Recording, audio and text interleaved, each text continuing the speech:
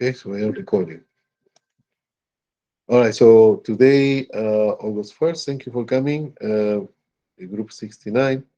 Today we are going to do cardiac on heart number 2, right? So for this, we are going to start talking about the physiology of the heart and what is the importance about this. The first thing I want to mention is this. So why do we need to know cardiovascular, right? You already know the basic anatomy on the previous class. The previous class, you was talking about blood, plasma, and you already learned from the videos about the anatomy of the heart, correct? All right. So everybody have uh, actually problems with anatomy of the heart because if you don't know the anatomy of the heart, you will be having a lot of problems today. So somebody tell me what is in between the right atrium and the right ventricle? Tricuspid valve. Tricuspid valve. Tricuspid. What is in between the right ventricle and the pulmonary artery?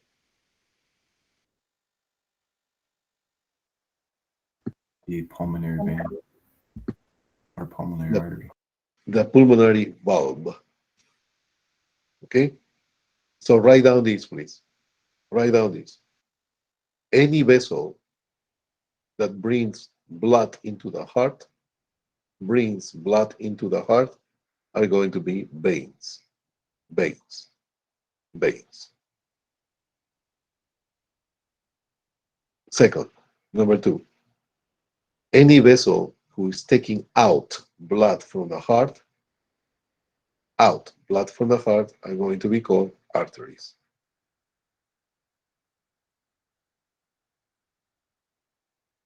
Okay, so in the first example, so we have the vessels who are going to bring blood into the heart are going to be what? The pulmonary veins and the superior and inferior vena cava. Try to use your imagination. Try to use your imagination. Remember, your room is an atrium, and you will see an opening bringing blood into your water into your room. So that is the superior and the inferior vena cava. Vena cava. So veins are going to bring in. Remember, bring in blood. You okay with that? Vein, vein, in, bring in blood into the heart. You okay with that? Pulmonary vein. How many pulmonary veins we have? 4. If you don't know that, write it down. So 4 pulmonary veins. Why 4 pulmonary veins? Because 2 pulmonary veins from the right lung and 2 pulmonary veins from the left lung. Okay? Okay. Okay, the arteries are going to take blood out from the heart. Pulmonary artery taking out blood from the right ventricle and the aorta that is bringing blood out from the left ventricle. We simple of that, right? We okay with that? Second, you need to know that the right side of the heart are going to have deoxygenated blood. Deoxygenated blood. Okay with that? And the left side of the heart means they're going to have oxygenated blood. So which one is the left side of the heart? Left atrium and left ventricle. So those are going to be oxygenated blood. On the right side is deoxygenated blood. You follow me? Now, there is something that you need to live with.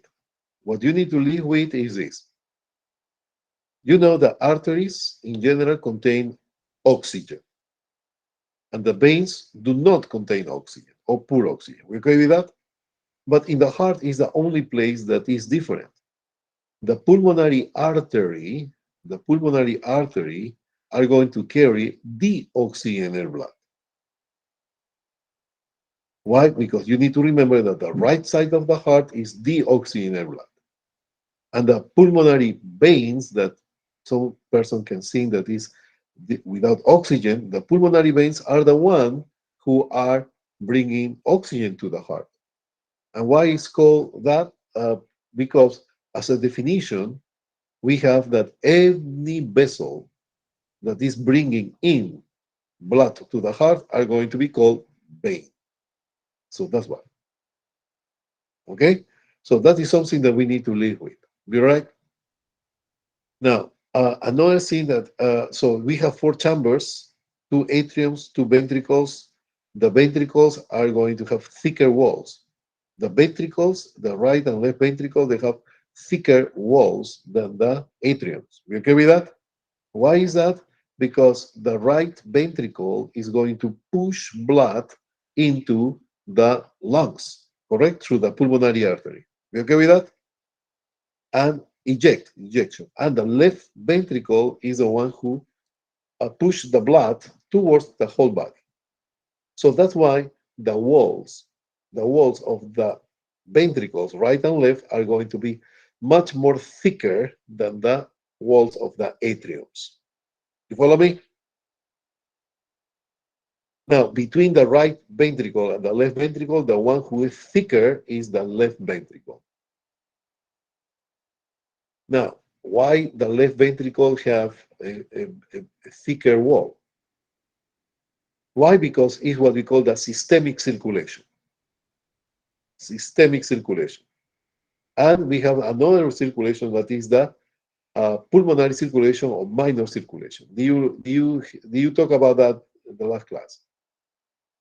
Do you? Minor and major circulation. No? No, I don't believe so. All right, so let's go to do that.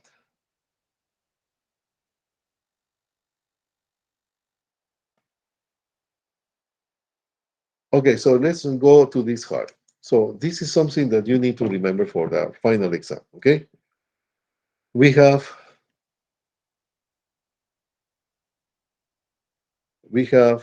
a minor circulation. Because this is a different lecture, I'm going to go into Google Meeting. Just a moment.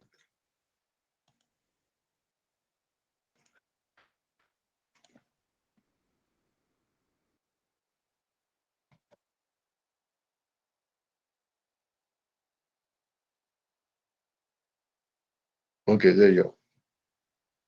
Let me see what could be better.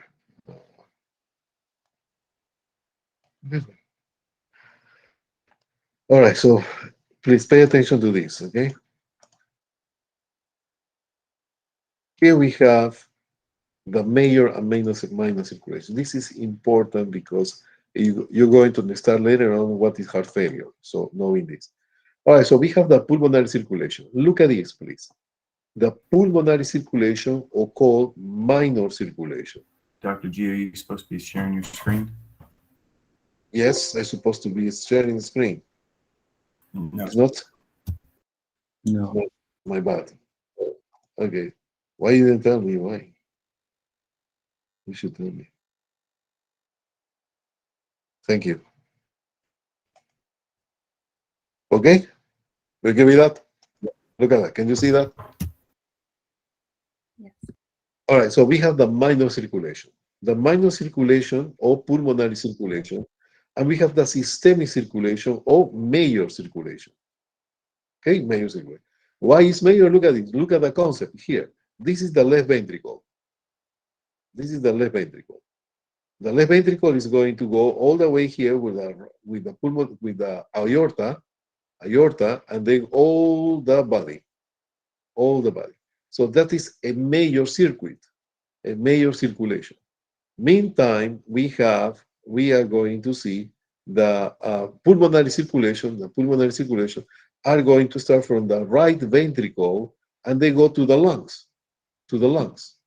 They go to the lungs, basically to the lungs. In order to this blood without oxygen, they need to reach obviously the lungs to reach to accept oxygen, right? And then they are going to come back to the pulmonary veins, to the left atrium. All right, so we have minor and major circulation. So the question for the exam and what is important to know is where is going to start the minor circulation. So write down, because this is coming for the exam. Minor circulation, minor or pulmonary, I'm going to put it here. Minor or pulmonary circulation are going to start, begins where? Into the right ventricle. and ends in the left atrium. Okay with that? So here we have the right ventricle. They go to the pulmonary artery. The pulmonary artery are going to get into the lungs, and from the lungs they go to the pulmonary veins and they drain into the left atrium. So we have the right ventricle ends into the left atrium. You okay with that? Yeah. Now, the systemic circulation is going to start with the left ventricle here, and they are going to go through the aorta, and from the aorta they go to the body, and from the body they go to the venous system, and they are going to end where? Into the right atrium. So the right atrium. You okay with that? So that is what you need to remember. All right. So the pulmonary circulation go from the right ventricle to the left atrium, and the systemic circulation are going to be from the left ventricle to the right atrium. It's very simple. I will tell you. Right ventricle is the pulmonary circulation, and the opposite left ventricle will be the systemic. And the left atrium here, the pulmonary is the end of the pulmonary circulation. The end of the systemic will be the opposite, right atrium. Now, I want you to listen to this. I told you, what is this? I want to see everybody. Yes, oh, I'm losing the moment. I'm losing the. Okay, now. Oh, okay. All right. So tell me one thing. Where is the nail? The nail. The nail Catholic. So tell me, where is going to start the pulmonary circulation? In the right ventricle, And ends into the the left atrium. left atrium. So you want to know how to remember that easily? Yeah, I saw the video. I will That's tell. how I remember. Oh, So you it's remember? like Tell us, so tell us. the RV thing, right? Yeah. So it was like Yeah, yeah. you think about it Okay, for the pulmonary circuit, you think of it as like you want to take a road trip, you want to rent an RV, and then you want to go to LA, like left atrium, like exactly. something like that. If you know that, that is a short trip, right? To the lungs. A long trip will be the systemic circulation, and then will be the opposite. If there's a right ventricle, it's going to be left ventricle. And instead to be the LA, is going to be the right atrium, the system. We okay with that? We're happy with that? Okay, perfect. All right. So that is about everybody. Any question about that? No? Okay. Okay, so let's start with what I really is important to. We are going to talk about this about the heart. Eh, I want you to write down this. So we have two sounds on the heart, right? Two sounds on the heart. One sound is the what we call lup dup, lup, and then the second sound is the dup, lup dup, lup dup, lup dup, lup dup, lup dup, lup dup. What is lup? The first sound of the heart, the first sound of the heart will be the closure of a door. So when you slam the door of your house, you make a sound, right? Yes or no? Right? Yes. When the door is closed, you can feel the door is closed. Somebody's closing the door, right? So that is exactly the same what happened with the valves. With the valves are going, when they close, they make a sound. And that is lop, dup, lop, dup. Each sound is when they closure the valves. The first sound called S1, S1, S1 is the closure of the mitral and tricuspid valve. Close the door. Homework. Close the door 10 times. So you will see that this is like the sound of the heart. Okay? That is the first sound called 1S. or S1, sorry, S1, S1. Okay, S2 is the second sound. Is listen, I'm going to exaggerate a little bit. Lop, dop, lop, dop, lop, dop. Right? Dop is the closure of the semi-lunar valves. Somebody tell me what is the semi-lunar valves? The pulmonary valve. The pulmonary and the aortic valve. Correct? Okay with that? Okay. So that is the closure. All right. So lop dop. So S1 is the closure of the what we call the atrioventricular valves. What are the atrioventricular valves? Atrio is the valves who are in between the atriums and the ventricles. That is called atrioventricular valves. It's the same. Atrio means atriums, ventricular, ventricles, valves. So that is those valves, the mitral and the bicuspid valve, are located in that one, what we call the atrioventricular valves. It's the same.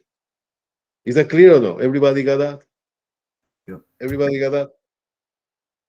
Okay, and the pulmonary artery or the pulmonary valve or pulmonic valve and the aortic valve are called the semi-lunar valves. Okay with that? Okay. Now, I want you to know this, please. This is kind of, when you're going to start listening sounds, you're going to get confused, because in pharmacology, I'm going to teach you how to recognize regurgitations and stenosis of valves. So that is another topic, but this is the basic. So we have S1 here.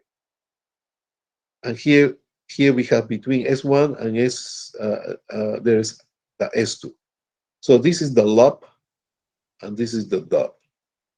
And this is the closure of the AV valves. So you understand now what is an AV valve, right? The valves who are located between the atrium and the ventricles, that is called the AV valves. So the mitral and the bicuspid, okay? So remember, the mitral is equal to, say, bicuspid.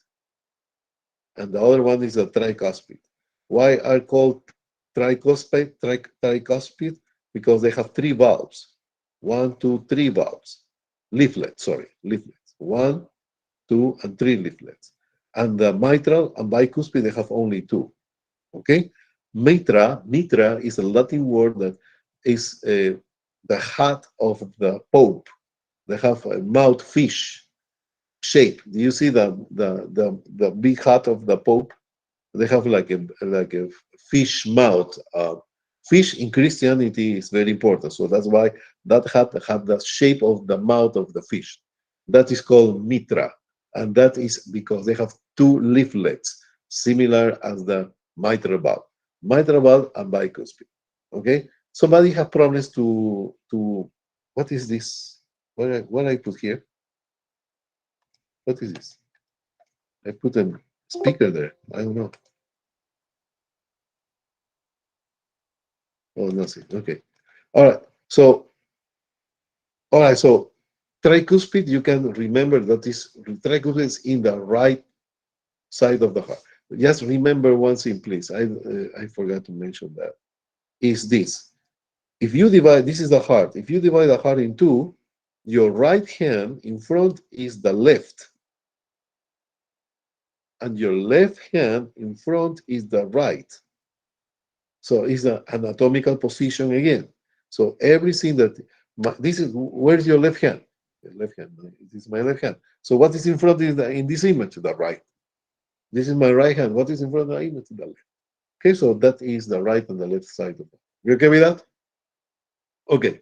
So don't get confused. If you make confused, you can get confused between the tricuspid and the mitral valve. Where is the tricuspid? Where is the mitral valve? Left or right? You have problem with that? It's in the video. You saw the video. How to remember that tricuspid? So I don't want you to get confused. Where is the mitral and the tricuspid? I will tell you, Jessica. Jessica, listen. Tricuspid. How many? What is the number coming to your mind? Tricuspid. 3, 3, right? And bicuspid. 2, 2, right? Me. Sorry for those ones who are left-handed. I don't know who is left-handed. So 3 is like you have more strength on your right hand, correct? Right? And 2 is like you have less strength in your left hand. So it's a way to remember. A totally crazy, kind of a little silly, whatever. You can use whatever you want, right? Whatever you prefer. But that is a way to remember. So 3 is stronger than 2. So my right hand is strong. 3, cusp. My left hand is not that strong, but that is the mitral or bicuspid. Okay, that? Okay, all right, perfect. All right. So this is, listen to this, please. This is what I'm going to say is important, very important. Oh, I can erase this. Okay. Okay. So you will see here that we have what we call the systole, and we have the diastole. Systole is the contraction, basically, of the ventricles. And diastole is the relaxation of the ventricles. Okay? Diastole. Okay, diastole. All right. So systole have 1, 2, 3, 4, 5, 6, 7. 1, 2, 3, 4, 5, 6, 7, 8. So the word systole is more, it's less numbers, contraction. Diastole is relaxation of the muscle. So what does it mean, systolic contraction of the ventricles? That is going to produce the ejection of blood ejection. Okay with that? And diastole is where they're going to filling up the are going to fill up the cavities with blood. All right. So now look at this. S1 is when you close the door of the mitral and tricuspid valve. When you're going to cross the door, if you see here, look at that. Here we have, let me see if I can do something here. All right. So this is what you need to, this is what is hard, and I need time because I'm trying to make it shorter, but I will tell you that. Look at this. Imagine that your room is your ventricle, okay? And the valves are going to come in. There is another room up of your room. So we have two-story building. So your room and above there's another room. So the blood is coming from the upper room towards your room. Okay?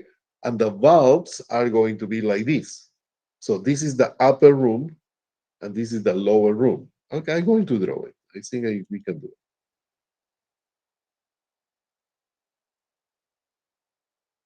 Okay, let's suppose that this is your where you are right now. This is where you are. You are here, right? Watching TV, whatever.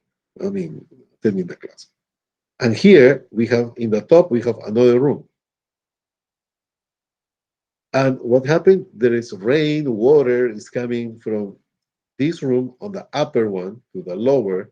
The lower will be the ventricle, the upper will be the atrium, and they're going to pass this way. Boom. Here. It's like a rain. Okay. But the valves that you have, the valves are located like this. So let me try to draw better here.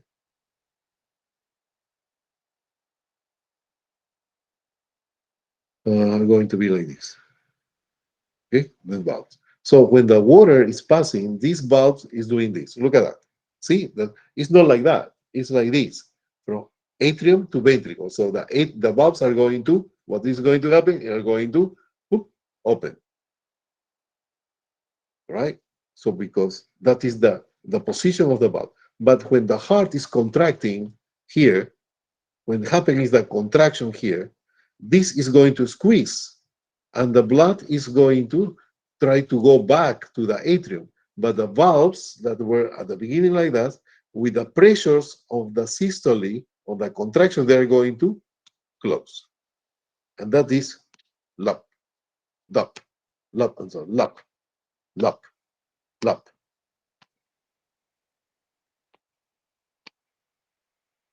You got it? And when is that happening? The sound is happening when the ventricle is contracting, trying to go ejecting the blood. But in order, they're not going to pass to the atrium because the valves are going to close. Okay with that?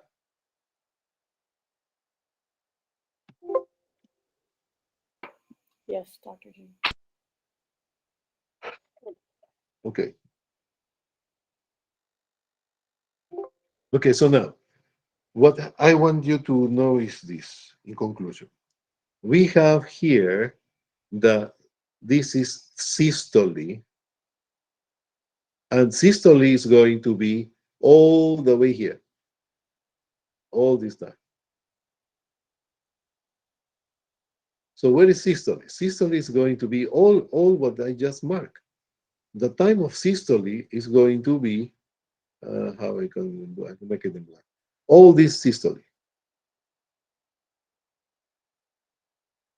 So this sound that is happening in S1 is the beginning of the systole. And the heart contraction is going to keep going, pushing the blood out from the ventricle, where through the pulmonary artery and the aortic aorta. Now, the relaxation is going to start. The relaxation, what happened with the relaxation? In the relaxation, what happened is this. During the contraction, I'm going to write down this, try to make it more schematic. This is the pulmonary artery, and this is the aorta. Pulmonary artery and aorta. This is the ventricles, and these are the atriums. So this is the right, and this is the left. So when you are, and these valves are here. The valves are here. Okay. So if you see here, I draw it like this because I cannot. If I draw it on the top, that is supposed to be right. Over the heart, it's not going to show nice in the picture. So that is just a schematic. All right. So when you have S1 systole, this is going to contract. When they contract, these valves are going to close, and these valves are going to open. So this is what sound you're actually only when the doors are closed, not when they open. When they are closed, okay, they're going to get closed. That is S1. Now, after the contraction, the heart is going to relax. It's not going to be contracted all the life, right? It's going to have a relaxation. This relaxation means that here, that when they relax, they're going to relax. This is going to expand, right? It's going to expand. And the blood that it was coming out from the aorta and pulmonary artery, they're going to try to come back. They're trying to come back. When the ventricle is relaxing, the blood is not ejecting anymore. So the blood that is being pushed out to the aorta pulmonary artery, they're going to start to come back. And what happened? These valves are going to close. So, and that is what happened S2, is that diastole. So that is the beginning of the diastole. That is the beginning of diastole. And when it's going to finish? Diastole is going to go all the way until the next S1 is going to start.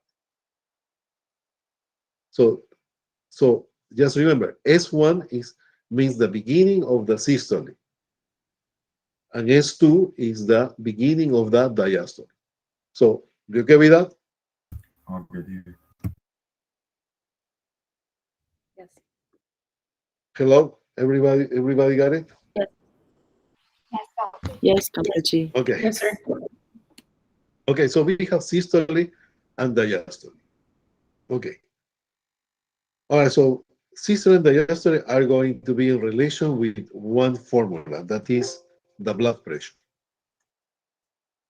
Let me go here. Okay.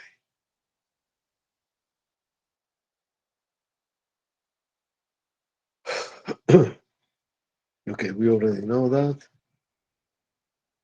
Okay. All right, I want just you to do something. Homework. You're going to have a tube like this. This is my napkin. Whatever. You have a tube like this. And blow. Try to blow. Emerald, try to blow like this. It's easy, right? Now, Emerald, do like this. A small tube. And try to blow the same volume of air in the same time. You start to have cheeks, right? Your cheeks start to like this, right? Why? Because you need to know, you need to do more pressure. Yes or no? Right? So, conclusion, you have a dilated, vasodilated vessel, the blood is going to pass easier. But if you have a very narrow vessel, vasoconstricted, means you need to make more pressure to make pass the same volume and the same amount in the same time. Okay with that? Everybody got that? And that is what we call the resistance to the blood flow. So you have, look at it, like this, less resistance, yes or no? What is resistance? Is the ability to make, to uh, I will say, to oppose to the flow. So the more resistance you are having, more narrow.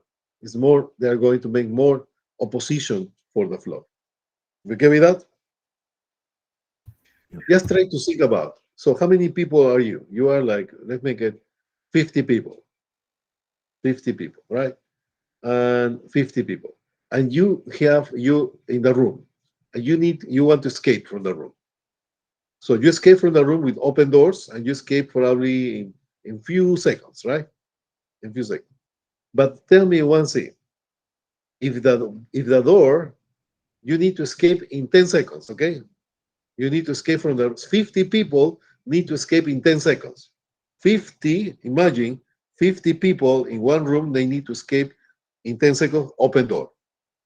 But now you need to escape in 10 seconds again, but with a narrow door, a narrow escape.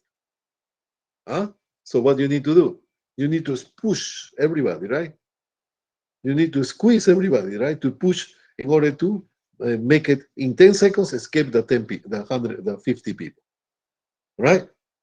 You okay with that? So that is what happened with the arteries. With the arteries, they have narrow. It's like you are narrowing the door of the escape.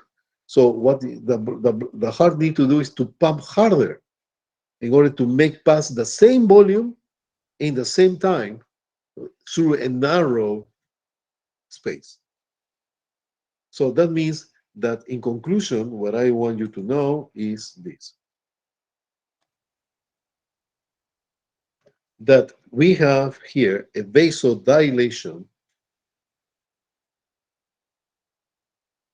called BSD are going to have less resistance. Yes or no?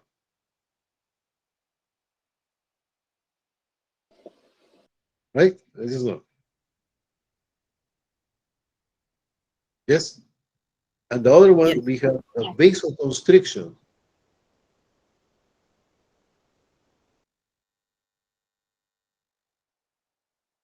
That is going to increase the resistance, the opposition. Yes or no? Yes, Dr. G. Okay? Excellent. So we have vasoconstriction and vasodilation. So conclusion, vasodilation decrease the peripheral resistance. Peripheral, what means peripheral? So those are the vessels who are running through your muscles, to your organs, to everything that is coming out from the aorta. Peripheral resistance. Peripheral resistance are the resistance that happen on the vessels. And you decrease the peripheral resistance when the vessels are vasodilated. So that means that it's going to increase the amount of oxygen and the amount of nutrients if you have vasodilation. So vasodilate is the opposite. If you have vasodilation, more dilation of the vessel is going to decrease the peripheral resistance, means more easy flow. But if you have vasoconstriction, you need to run through a corridor, right? Very wide, vasodilation. Now you need to run through a corridor that is very narrow. So you need to more pressure in order to keep going, right? So vasoconstriction are going to increase the resistance through the blood flow. So conclusion, the vasoconstriction are going to increase the peripheral resistance. Okay? Okay with that? Yes. Okay. So tell me one thing. If you have more difficult to the blood flow,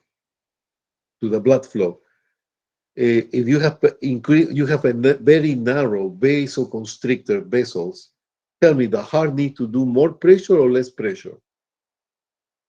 When you have vasoconstriction, the blood need to push harder or softer? Push harder. Harder. Beautiful. Excellent. And when you have you have vasodilation, you means you're decreasing the peripheral resistance. You need the heart need to do less blood pressure. Okay with that? Okay. So peripheral resistance is related to the blood pressure. Now tell me one thing, Alma. Somebody have hypertension? Sure, yeah. Yeah. All right. So this hypertension, you have high blood pressure. Why? Because the heart is pushing harder. So what we should do in order to decrease the blood pressure? We can decrease the blood pressure, decreasing the peripheral resistance. Yes or no? Yes. And how we can decrease the peripheral resistance? Making the vessels produce vasodilation. Yes or no? Yes, Right? sir. And how we can do vasodilation? We are going to do vasodilation if we give alpha 2. Yes or no? Yes. Alpha 2 will be the clonidine, methyl dopa, aldomet, whatever you catapress, whatever we have. So that's are coming later. So that is how is that is going to work. If you want to control the blood pressure, you need to know what increase the peripheral resistance, what decrease the peripheral resistance. Increasing the peripheral resistance means that you are going to increase the blood pressure. Why? Because the blood pressure is being from the heart. The heart is the one who gives the pressure to the blood. If the heart pumps harder, more blood pressure. If the heart is pumping like this, less blood pressure. So listen to this.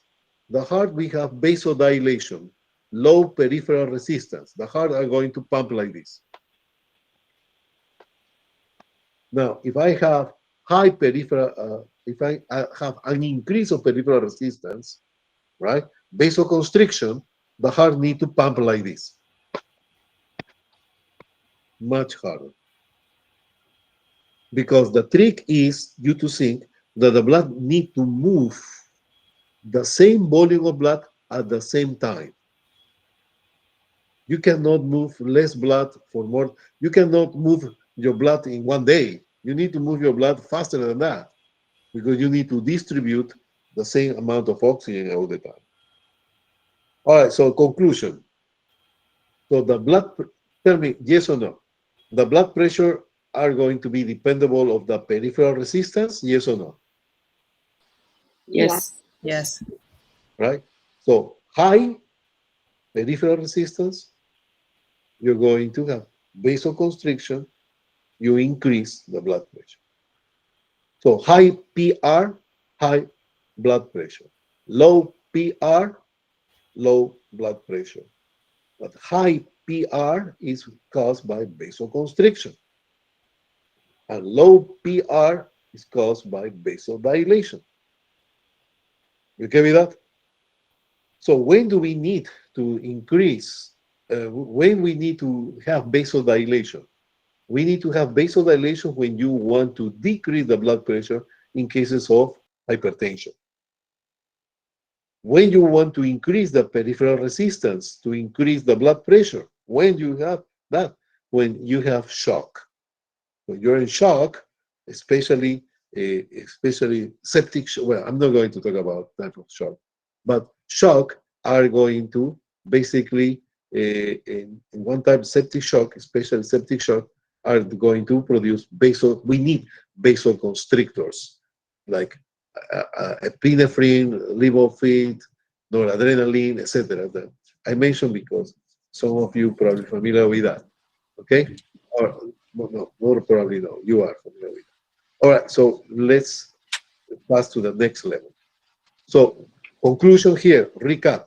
What I want you to remember, what is vasoconstriction, vasodilation? The consequence of the vasoconstriction and the peripheral resistance. Vasoconstriction, increase peripheral resistance. Vasodilation, decrease peripheral resistance. When you decrease peripheral resistance, you are decreasing the blood pressure. And when you are increasing the peripheral resistance, you are increasing the blood pressure. That is a draft, because I'm going to put together in a few more. Now, the formula for blood pressure is this. You did this in the previous class or not? What I'm talking, no? Yes or no, please help me. No, we didn't. No. Okay. All right. So blood pressure is going, first of all, before that, tell me one thing. How much is 20 equal, let's make it, if, I would say 4 times 5, correct? 4 times 5 is 20, yes or no? Okay. So now, if I increase 4 to 10, I increase 4 up to 10 times 5. So the result is not going to be 20 anymore. It's going to be 50, correct? All right? So that means if I increase my one number, the whole thing is going to increase.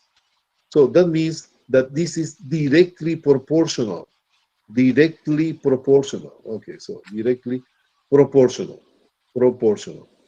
So that means if you eat, for example, directly proportional. If you are, what is directly proportional? Directly proportional is when a measure go up or down. So look at it. If you study more, you have better score. You have better scores. So that is directly proportional. When something go up, the other go up. When you have, I don't know, when you are more hungry, you are hungrier. You're very hungry. You eat more. The more hungry, the more you eat. Directly proportional. All right. So there could be directly proportional is this, the opposite. When you don't study, you study less, your grades are going to be lower. So lower and low, low and low. When something is low, the other is low. That is directly proportional. Directly is affecting the situation. If you study more, you study more, you have more grades. If you read more, you read some pages in 1 hour. If you read more hours, you're reading more pages. So more and more. So directly proportional is when some value go up and the other go up. And directly proportional as well is when somebody is going down, the other is going down as well. Okay with that? And that is what happened with the formula of the blood pressure. Because the blood pressure is equal the cardiac output, I'm going to put cardiac output. You don't know about cardiac output, I will tell you. Cardiac output times, listen to this, question for the exam. I didn't say plus, I didn't say minus, I didn't say division, I said times the peripheral resistance. Oh, peripheral resistance, there you are. Peripheral resistance. Peripheral resistance.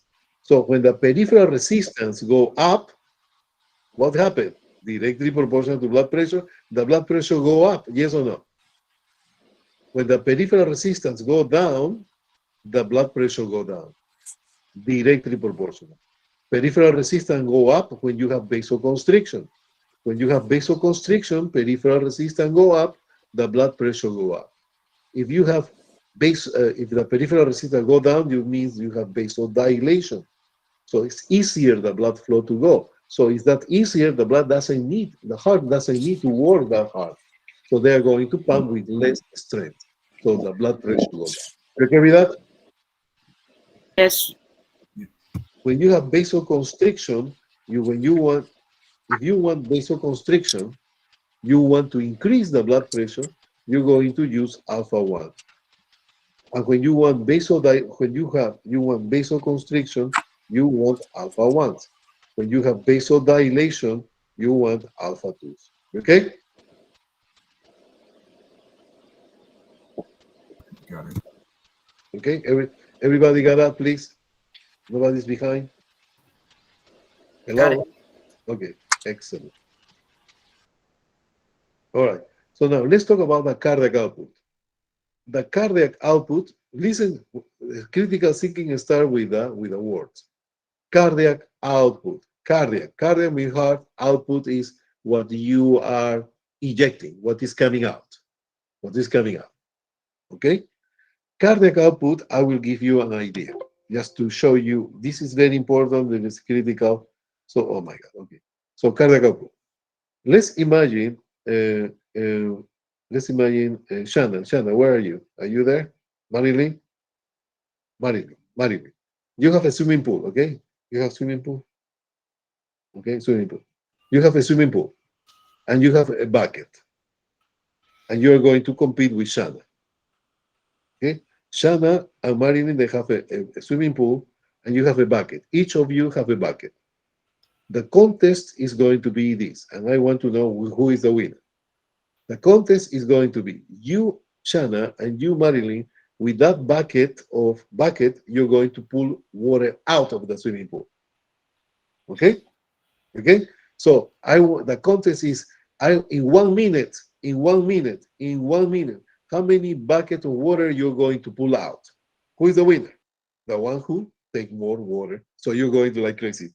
Bucket out, bucket out, bucket out. In 1 minute. I said 1 minute. I didn't say 1 hour. I said in 1 minute. In 1 minute. You okay with that? Okay. So now look at this. The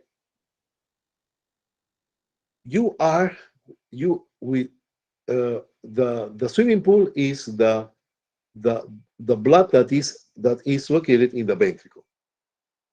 Look at this. This is very important. The swimming pool is the amount of blood that is in the ventricle. And your bucket and you are the systole. And the systole is the contraction of the ventricle. And that is the amount of blood. The bucket is the amount of blood that is going to take out each heartbeat. So each time that you put a bucket in the swimming pool and take it out, that is 1 beat, 1 heartbeat. Lub up, lub up, lub up, lub up. The bucket with water out. You okay with that? Dr. Drew, are you supposed to be sharing your screen with us? Oh, no, because I was talking. Okay, Mijo. No, I want to see. All right, so you want to see that. Okay, so here we have, this is the swimming pool, and this is, you're going to see, this is the bucket, and this is the bucket. You're going to take water from the blood from the ventricle in every ejection, every contraction. Each contraction of the heart are going to eject certain amount of blood. This ejection is the bucket with the water. So every time you put the bucket in a swimming pool and take it out, that is a contraction. Contraction.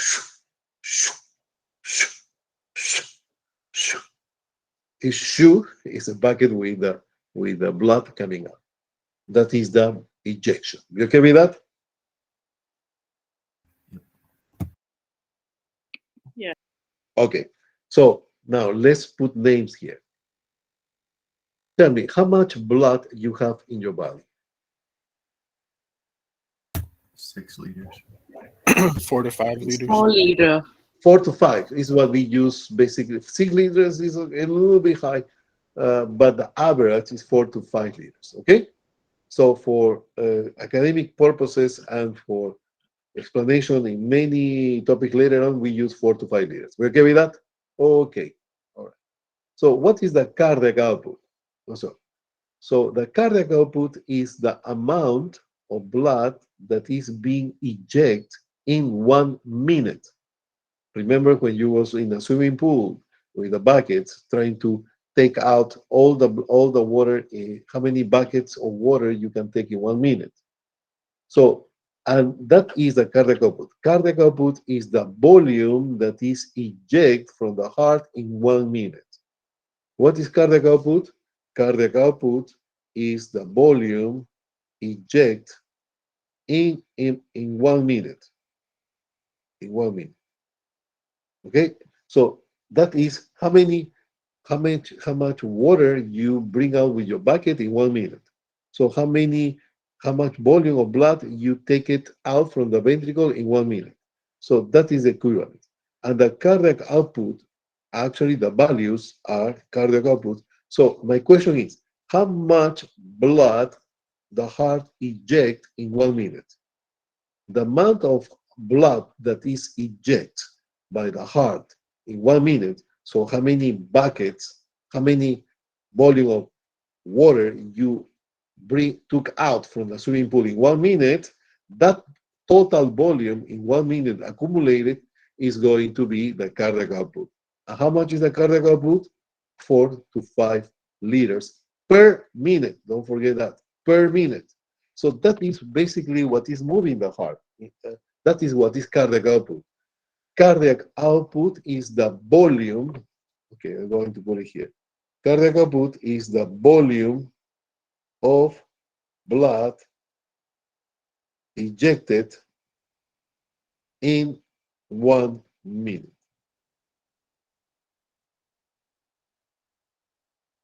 And how much is that? 4 to 5 liters per minute. Per minute. So again, there is 2 different questions here. How much blood you have in your body? How much blood you have in your body? You have 4 to 5 liters. How much is 4 to 5 liters? I want homework. Go to Safeway and buy 6 bottles of display of wine. So that is about the blood that you have in your body. Because each bottle is about 750 mLs multiplied by 5 or 6, that is about 4 to 5 liters. So that is the volume of blood that you have. That is the amount of blood that you have in your body. Now, that same volume of blood that you have in your hand, here, all the 5, 6 bottles of wine, that is about 4 to 5 liters, that is the amount of blood that you eject in 1 minute by the heart. So your heart is moving the whole blood in 1 minute. In other words, that means that if you have your red blood cells passing through your tip of your nose, that red blood cell, the same red blood cell are going to pass most likely in the next minute. So after passing the whole body, can you imagine that? Okay?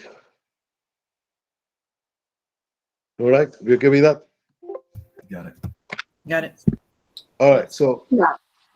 just to give you an idea, just coming to my head, what is that we are going to move every day. Every day, the heart is going to pump about 100,000 times a day. 100,000 times. 100,000 times a day. So 100,000 times is like a down payment of a house, right? So 100,000 times in a day. So that is what your heart is pumping every day. So it's like you are basically moving 200 gallons. No, 2,000 gallons of gas. So of volume. So what does it mean? It's like you have an SUV. Who like Eustace? You like SUVs, right? SUVs.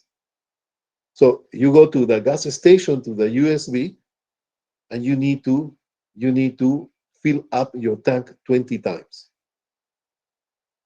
That is going to take about 4 hours. Pumping, pumping, pumping, pumping, pumping, pumping gas. That is the amount of blood that you pump in a day. In a day, I said, or 2 days, every day on the rest of your life. So the heart is very, very much a hard work. Okay? All right, so, but this is not all. We need to keep going. All right, so you already know we have the cardiac output. So please, cardiac output is the volume eject per minute. Per minute. That is about 4 to 5 liters. We okay with that? Cardiac output. Cardiac output. And you know that the blood pressure is going to be depending on the cardiac output times by the peripheral resistance. We already talked peripheral resistance. So you know this, that if you have increase of the cardiac output, you are increasing the blood pressure. If you are decreasing the cardiac output, you are decreasing the blood pressure. So either way, right? So because they are directly proportional. If something go up, the other go up. If the cardiac output go down, the blood pressure go down. So equal directions, or they either go up, both, or either they go down, but never opposite, right? So that's why it's directly proportional. So who is directly proportional? The cardiac output and the peripheral resistance, directly proportional. Okay, so now, so the cardiac output is, I want to visualize the cardiac output. Cardiac output is the amount of blood moved in 1 minute. Think about, please, make the effort. This is the time, this is the moment, critical. So please, remember, put in your mind, think about what is cardiac output? Oh, it's the amount of blood that is out in 1 minute. How much blood are being pushing out of the heart in 1 minute? So that is actually cardiac output. So when the cardiac output is going to be increased, when I have much more volume ejected, instead to move 4 to 5 liters in 1 minute, I'm going to move 6, 7, 8 liters per minute. So that means my cardiac output is going up. And increasing that, my blood pressure go up. When my blood pressure go down, when my cardiac output can go down. If my cardiac output go down, is when, for example, if you are bleeding, if you are losing blood, a car accident or whatever, somebody losing blood, so my cardiac output is not going to be actually 4 to 5 liters per minute. Why? Because I have less blood, because I'm losing blood. Instead to have 4 liters, I'm going to have 3 liters. So 3 liters, I can move it in 1 minute, but 3 is less than 4. So that means my cardiac output is going down. So my blood pressure go down. That is when you have hypovolemic shock, when you have bleeding, okay, hemorrhage. You okay with that? But there is a formula for cardiac output. The cardiac output is equal the ejection volume, or eject volume, or called the stroke volume. Stroke volume times nothing is summation, subtraction, division, everything multiplication by the heart rate. It's simple. So stroke volume, look at this. Stroke volume is your bucket with the water that you take. Stroke. It's every stroke. Every time that you put the bucket in and out, that is a stroke. Stroke. Stroke. Stroke. My my bucket with the water on the swimming pool. Stroke, stroke, one stroke. So it's one stroke volume. So it's the amount of volume that they have in one bucket, in each bucket, times the heart rate. How much is my heart rate? My heart rate is between 60 to 100, right? So I multiply how many times I'm going to take a bucket with water. 60 times, multiply with the volume of each bucket. You multiply, that is your cardiac output in 1 minute. You okay with that? So that means that if I increase my heart rate, my heart rate is going to increase my cardiac output. If I increase my cardiac output, I increase my blood pressure. So that means that if I increase in my heart rate, I'm going to increase my cardiac output, and as a consequence, I will increase my blood pressure. You okay with that? Yep. Now, on the other hand, the stroke volume, can I increase my stroke volume? Yes. How? Instead to have a bucket like this, I have a big bucket now, a bigger bucket. A bigger bucket are going to have more stroke volume each time, multiplied by the heartbeat, are going to increase my cardiac output, increasing my blood pressure. So when is going to happen that? When is going to happen that? Okay, I will see you. Alma, you there? Yes, Alma? I'm here, sir. Okay, Miss Alma. You know somebody with hypertension, correct? Yes. Okay. Oh, stroke. Stroke volume. All right. If I have a patient with hypertension, if I go in my diet, I take a lot of sodium. Means salty. If you take a lot of salt, all right, so what happened? You know that your blood pressure go up, yes or no? Yes, it'll increase. Right? Exactly. Why? Because the sodium, what is doing, sodium are Water. going to attract what? Water, right? They're going to attract water. So do you drink more water? That means that the volume of your blood is going to be more than 4 or 5 liters, because you're absorbing water that is sodium are going to make the water get into your arteries and veins, into your blood. So there's more volume. So the more volume, they're going to increase the stroke volume and increase the cardiac output, increasing the blood pressure. You can have now, look at that, that in order to modify, in order to control your blood pressure, you can control changing the peripheral resistance or changing the cardiac output. Changing the cardiac output, you can change the volume of your blood and your heart rate. So any of these are going to affect the blood pressure. So tell me one thing. Do you know, Alma, that the patient with hypertension, they take a water pill? You heard about Yes, the I water have. pill? Yeah, the water pill. What is doing the water pill? Is it? Are going to make you pee more, right? Yes or no? Yes. What, I'm sorry, you said, what did you say? Yeah. What is doing the water pill in the patient? You take a water pill, what happened with the patient? Is going to pee more or less? Less. Is it a Water pill, everybody. If you take a water pill when you have hypertension, the patient is going to pee more, because what you're giving to the patient is a diuretic. If you have a patient with hypertension, you give a water pill, the water pill is going to make you pee more, means that you are losing more water from your blood. You're losing water. I'm not saying you're losing blood. You're losing water from your blood. So you're losing water from your blood. You have less volume of blood. So that means the cardiac output go down and your blood pressure go down. So In conclusion, when you have hypertension, you're decreasing your cardiac output, you're decreasing the blood pressure. Is that clear or no? Yep. All right. So, tell me, Stephanie, what is the formula of blood pressure?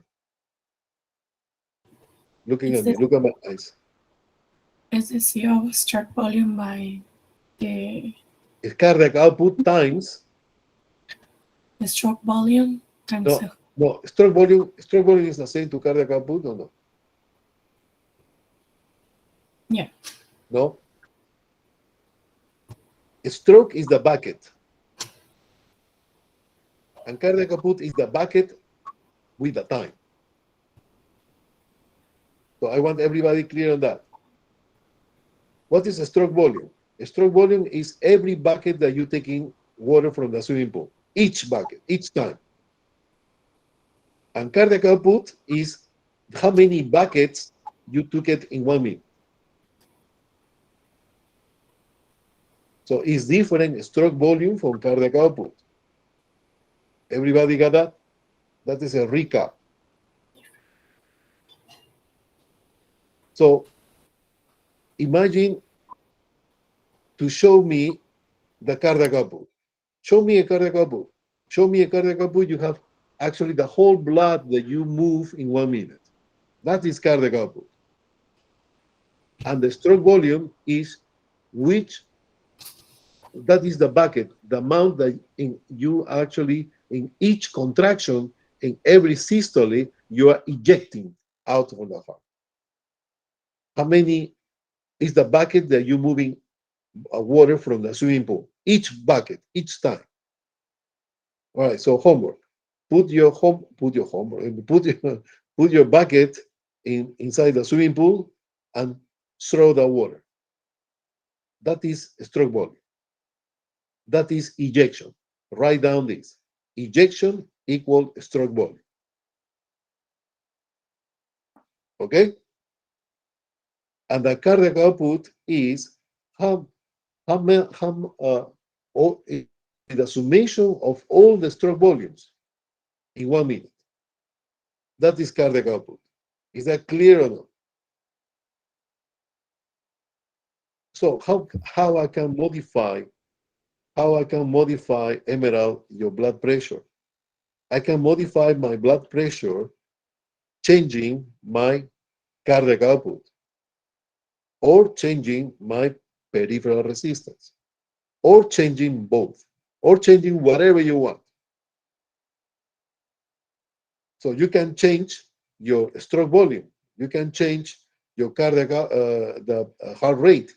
You can change the cardiac output. You can change peripheral resistance, and all of them are going to change the blood pressure. You okay with that? Yep. Okay.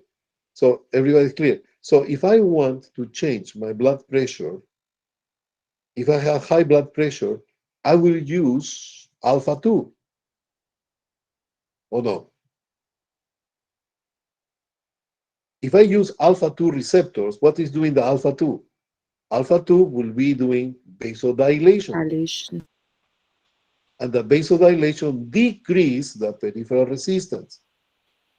Decreasing my peripheral resistance are going to decrease my blood pressure. Nice, beautiful, right? Yes or no? Yep. Now, Yeah. if I want to decrease, I don't want to use alpha 2. I can decrease my blood pressure, decreasing my cardiac output. How I can decrease my cardiac output? I decreasing my cardiac output, making the patient lose water with diuretics. So my volume is going down. If my volume go down, my stroke volume is going to be lower. Okay? Okay. Okay. And my heart rate. You can write down this, please. The heart rate can increase the cardiac output. around when the heart rate is more than 160 beats per minute, when the heart rate is more than 160 beats per minute, my cardiac output is going to start decreasing. Why? Why? Because you will learn that later, but I'm going to mention here, for those who are a little bit more advanced, is that, or have what information about this, is that when you have more than 160 beats per minute, the heart is more busy contracting than receiving blood. So that's why the cardiac output go down when it's more than 160. Okay, all right, so that is about. Any questions about this, please? So what I'm going to ask in the class, in the exam is, what is the blood pressure formula? Cardiac output times peripheral resistance. So what happened when the blood pressure, what happened with the blood pressure with the peripheral resistance go up or go down? What happened with the blood pressure when the peripheral resistance go down or up when I do vasoconstriction or vasodilation? See, simple as that. So if I have vasodilation, blood pressure go down. If I have vasoconstriction, the blood pressure go up. If I increase peripheral resistance, means increase the blood pressure. How is that happen? Doing vasoconstriction. See, simple as that. It's a game. It's a game. Just repeat it. Repeat, repeat, repeat. And the same thing with the cardiac output. What happened with the cardiac? How I can change my cardiac output? I'm going to decrease my stroke volume. If I decrease my stroke volume, I decrease my cardiac output. And that decreases my blood pressure. If I decrease my heart rate is going down. So it's going to be less often taking water from the swimming pool. So instead to take the water from the swimming pool 60 times in a minute, you're taking blood 40 times per minute. So you're taking from your bucket, instead to move 60 times water out of the swimming pool, you're moving 40 times. So that means your cardiac output is going down. Just remember, cardiac output is the amount of blood moved in 1 minute. And stroke volume is every single bucket is different. So stroke volume times the amount of stroke volumes you have in 1 minute, that is the cardiac output. All right, hopefully that is going to be kind of clear. And any questions so far?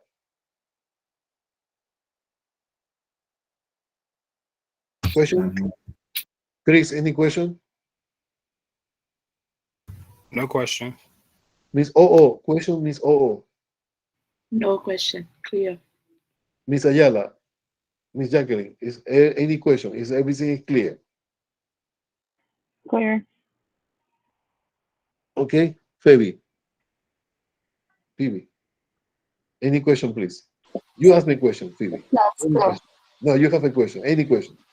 Go ahead. No? No? Okay. What time are we going lunch?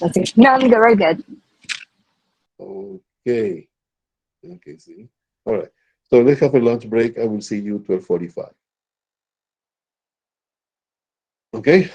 All right. Thank you. Sure. Thank you.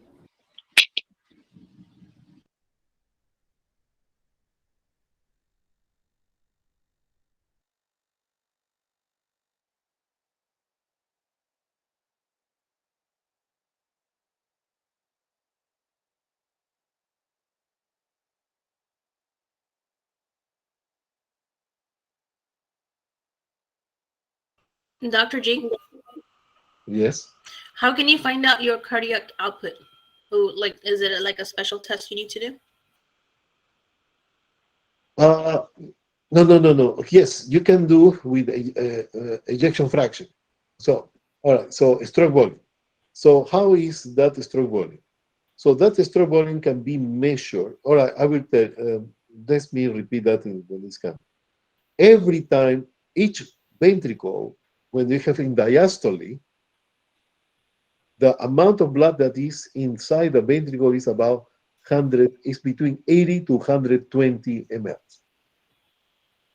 Okay. Well, Shanna, I want to imagine this. How much is 120 mLs? 120 mLs is the half of a cup of coffee. So that is which each ventricle is going to contain and is totally filled up of blood. When they contract, they are going to eliminate about 80 mLs. So basically, there's a remnant of blood always in the heart of 20, 25 mLs. So is the heart, look at it, look at my hands. This is the volume, and when they eject, it's going to eject most of the blood, but not all the blood. Okay. It's always a remnant. Okay. Okay? All Okay. right. So now, how you can measure that volume? You measure by two things. You measure with you can measure with angiogram, you can have catheters on the heart catheters, or you have an echocardio. In echocardio, they're going to measure with imaging how much is your stroke volume. How Got much it. is your stroke volume? And now there is another concept that called is the ejection fraction. Ejection fraction. What is the ejection fraction? Listen to this. The ejection is how much blood you eliminate. Fraction is the division between or how much is the amount that is eliminated through the total amount divided by the total amount of volume that you have in your heart. So, for example, if you have 100 mLs, Mm-hmm. right, and you eject 60 mLs, 40 mLs are going to remain in the heart, correct? So 60 divided by 100, so 60 is the amount that is out, and 100 is what was at the beginning. So that is your ejection fraction. Okay. Your ejection fraction shouldn't be less than 60%.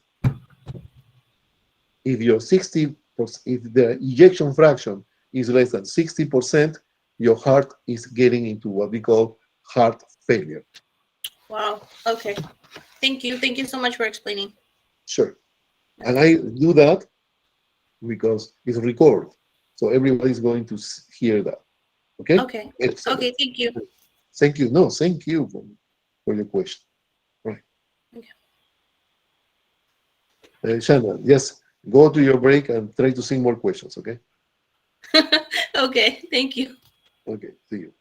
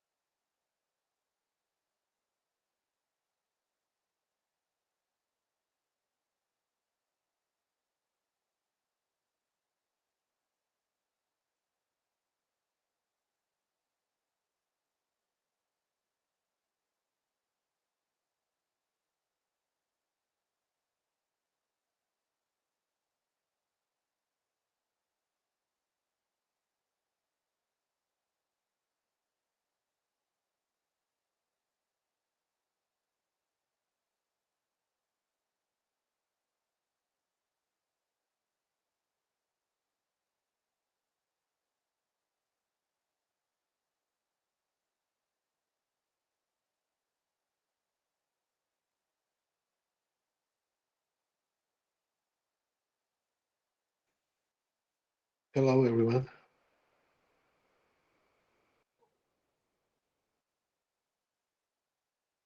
Okay, so let's get started, okay?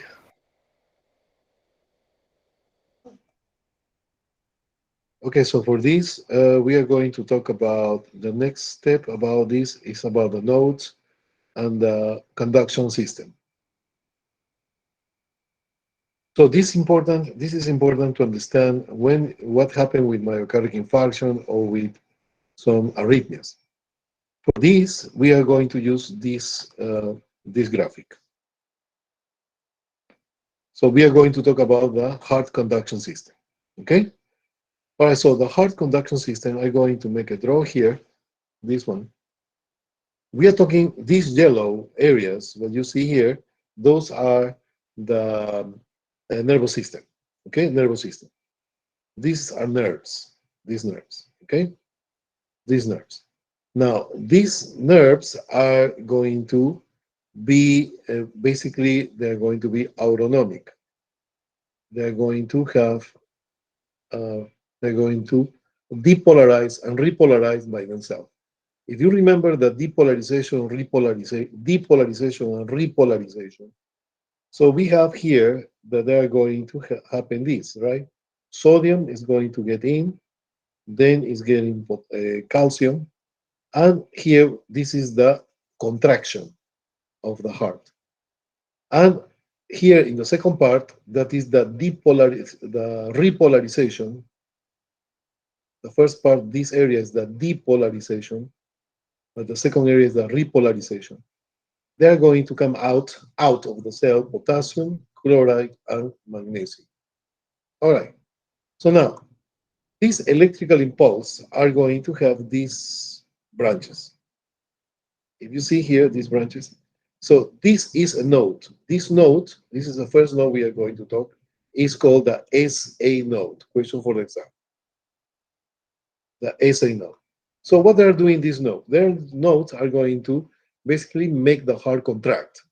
Every time that you have electrical impulse given by this sinoatrial node or SA node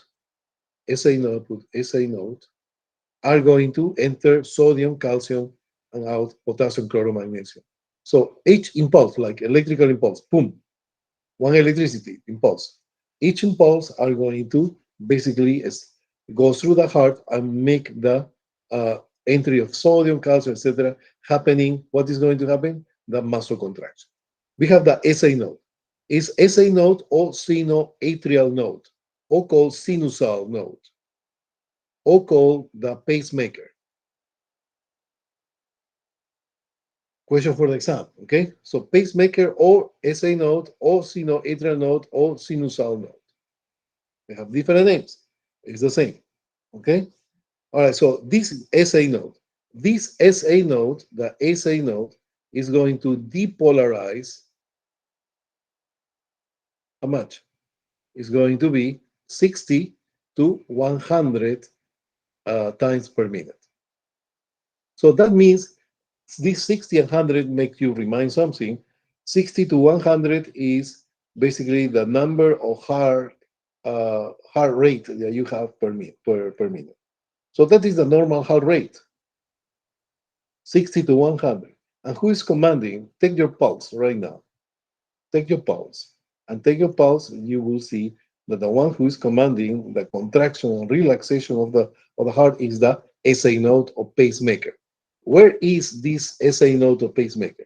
This SA node and pacemaker are located between the exit of the superior vena cava and the atrium, and that is in the right side of the heart.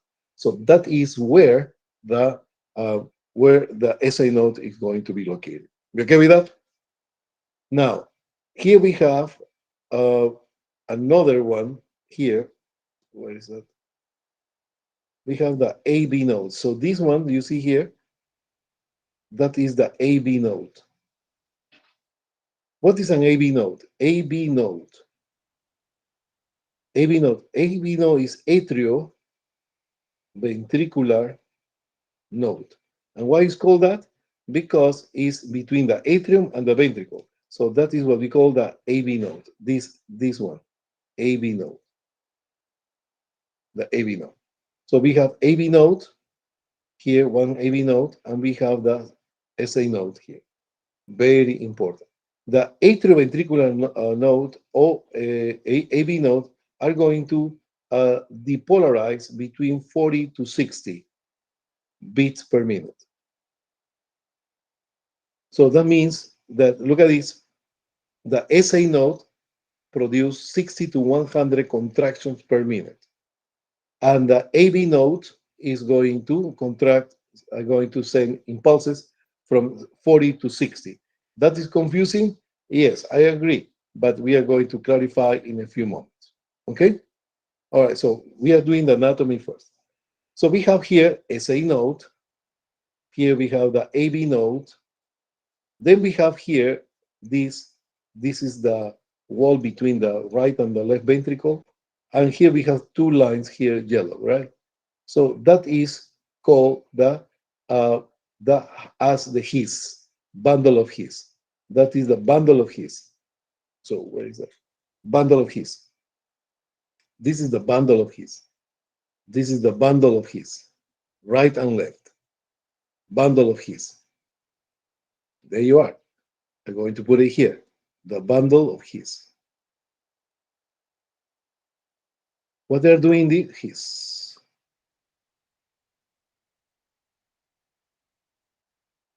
What they're doing is just to transport the electrical impulse. They are not depolarizing. They are not repolarizing. So only that's transportation of the electrical impulse. And then they go to the Purkinje fibers. Purkinje fibers are here. These Purkinje fibers are going to depolarize between 20 to 40 beats per minute. So we have three areas that are going to happen the contraction or depolarization. Number one, we have the SA node. Number two, the AB node. And number three, the Purkinje fibers. So again, SA node, we have AB node, and we have the Purkinje fibers. So those are actually the ones who produce contraction. But wait a minute, still confusing now. So, but before that, I'm going to just give you a little bit more of this before we get to the answer. Okay, so here, the pathway is going to follow the electrical impulse to make the heart contracting. Remember how many times the heart contract? 60 to 100 beats per minute. So that means that the heart normally is going to depolarize between 60 to 100. All right, so now this SA node are going to send impulses, and they're going to go all distributed all over the atrium, and they pass to the SA node. This SA node, AB node. This AB node is going to receive the SA node, and they are going to go into the His bundle. And then they go where? To the Purkinje fiber. Where are the Purkinje fibers? I'm going to just draw it here. This is Purkinje fibers, Purkinje fibers, Purkinje fibers, Purkinje fibers, Purkinje fibers, Purkinje fibers, Purkinje fibers. So just remember, SA node is 60 to 100, AB node 40 to 60, and the Purkinje fibers are going to be 20 to 40. All right, so let's explain this. Now, you will say, okay, so tell me, please, the heart is beating 60 to 100 or beating 40 to 60 or beating 20 to 40? So what is happening here? Why is so many things? Why three areas where they can produce depolarization? Are they working together? What happened, right? No. The answer is very simple. The simple answer is this. What is happening is this. Look at this, when the SA node is working like you and me, you have SA node working right now. So your heartbeat is going between 60 to 100. Okay? Now, when that happens, the AB node is not working. It's listening. They're going to listen. So what it's doing is the AV node produce certain pause because it's a little bit delayed. That we will talk about the PR segment another time. And that is, this is going to be the, what I'm saying? What I'm saying? It's about, oh yeah, the SA node is going to, SA node is the sinusal node or pacemaker. Write down pacemaker, it's coming. This pacemaker were located in the right atrium, right atrium, right atrium, right atrium, right atrium.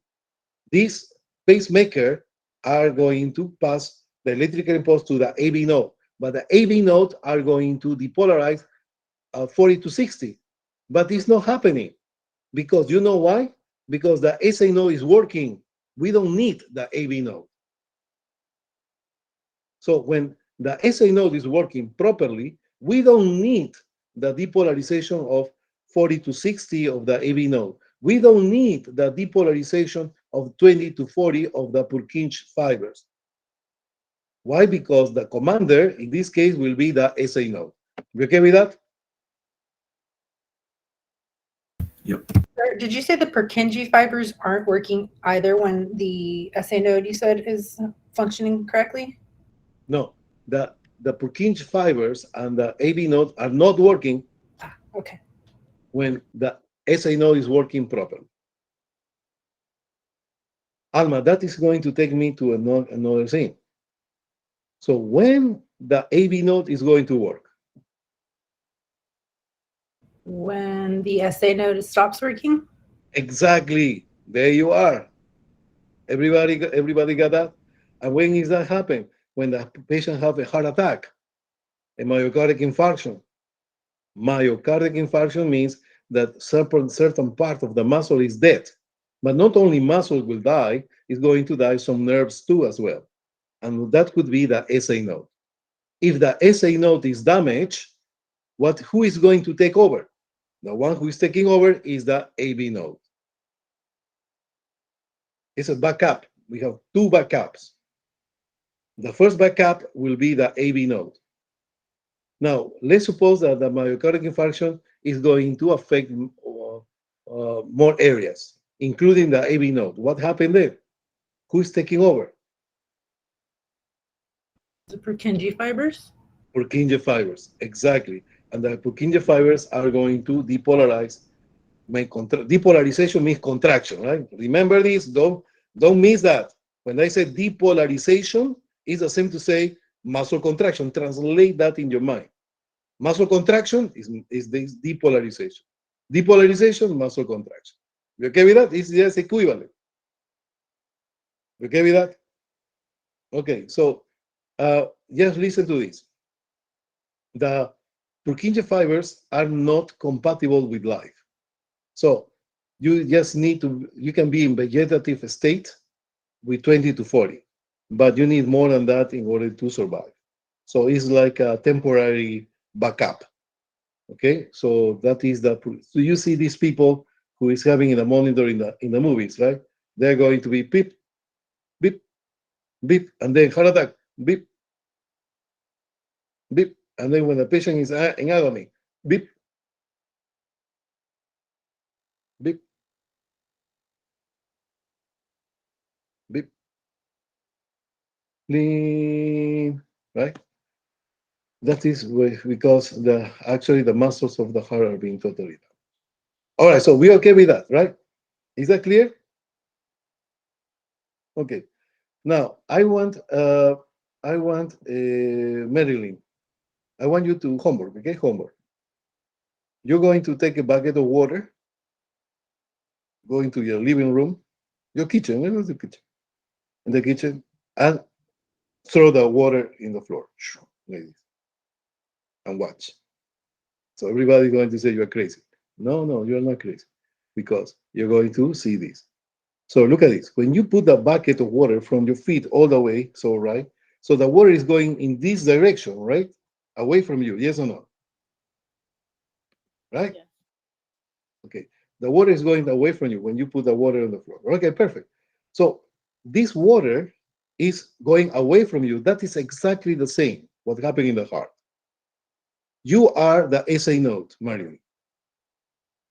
Okay, you are the SA node, and you're going to send an electrical impulse. This what is the electrical impulse? Is going to be the water running on the floor.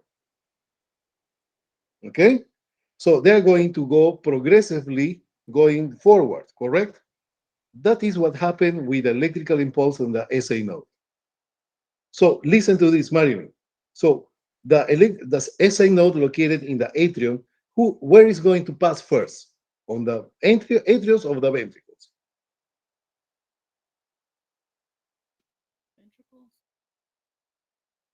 Where is going to pass first? Over the atriums or over the ventricles? Marilyn, Yeah. I'm asking. Everybody? Somebody? Atrium. Over the atriums. So over the atriums, okay? So the electrical impulse is going to work first, is going to pass over the atriums, correct? And then is going to pass over the ventricles. That's correct or no?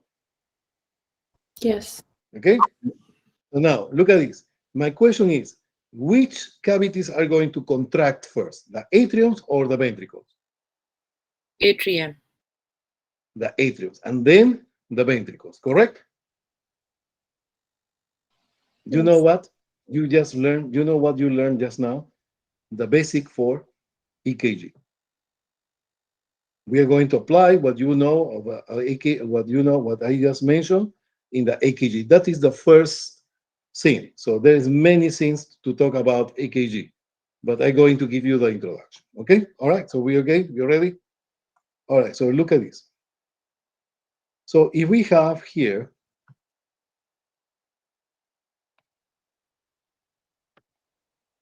if the SA node is going to pass over here, this is SA node, are going to send electrical impulses, are going to go like this, like the water is running on the floor. So who is going to touch first? The atriums. These atriums are going to contract, making the blood passing into the ventricles. And then they are going to pass into the ventricles, the contraction. So the contraction are going to contract, the bulbs, mitral and tricuspid are going to close, and the blood is coming out by contraction. See? So it's going to be first the atriums and then the ventricles. Atrioventricles, atrioventricles. And that is how the cycle is going to happen. You okay with that? Yep. Okay. So here we have like EKG, 0.02, 0.4, 0.2, so 0.04, sorry, 0.2, etc., etc. So we are going to talk about another time. But at this moment, what I want is you to know the drop of the EKG. Look at this EKG. What is one cycle? One cycle means the systole and diastole. So one cycle is each lobbed up. One cycle each lobbed up. One cycle is systole plus diastole, means equal lobbed up. That is one cycle. How many times? 60 per minute. So that means the heart rate. Okay. So here we have the wave sounds. So the waves are going to be like this. This is going to be a P wave. This is a Q wave, R wave, S, and T wave. So I can't exaggerate. So this is a P wave. P from here to here, all this wave is the Q wave. From here to here is the R wave. This is down is the S wave. All this is the S wave and the T wave.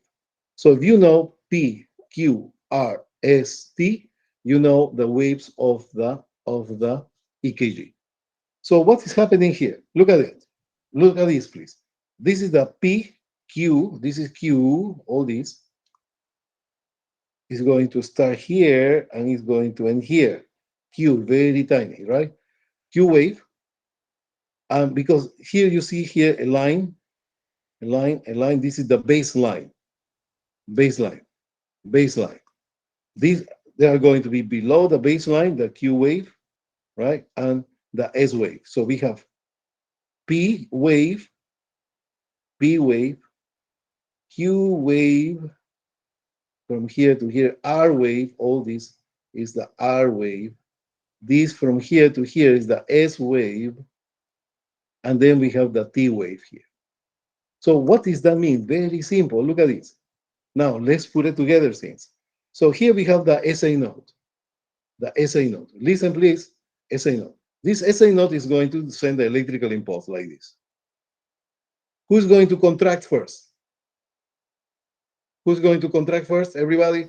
Atrium. Atrium. This is what is happening in the P wave.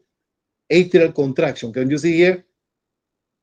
This is the atrial contraction. When the electrical impulse passing through the atriums, the impulse, sending the impulse, boom, and they are traveling through the atriums, they are going to produce the atrial contraction. That is the P wave, the P wave. Then the electrical impulses are going to reach the ventricles after. And what happened? They are going to be the ventricular contraction. And the ventricular contraction means that is going to go from here. QRS is what we call the complex, QRS complex. So that is what happens when it's happening, the contraction of the ventricle, ventricular contraction. So again, what happened? Oh, okay. What happened here? So here we have the P wave, that is the atrial contraction. The QRS is the ventricular contraction. And after the ventricular contraction, what is going to occur? What is going to occur is that the ventricle starts to relax. So after contraction, you need to relax, correct? After contraction, we're going to relax. So that's why the T wave are going to represent the ventricular relaxation. Ventricular relaxation. Relaxation is the same to say repolarization. Relaxation, repolarization. All these contraction, when I say contraction, is depolarization. Contraction is the same to say depolarization. So why depolarization and contraction are the same? Depolarization is going to be the electrical impulse that produces contraction. And contraction is happening when the depolarization happens. So either way is the same, right? The contraction or depolarization, and the repolarization is the relaxation of the muscle. So that is about the EKG. So now for the exam, you need to know what represents the T wave. The T wave represents the relaxation of the ventricles or the repolarization of the ventricles. What is the wave that represents the ventricular contraction? The ventricular contraction are going to happen with the PQRS wave. PQRS wave. And what is the P wave? The P wave represents the contraction of the atriums. You okay with that? Yes. What is missing here? What I didn't mention?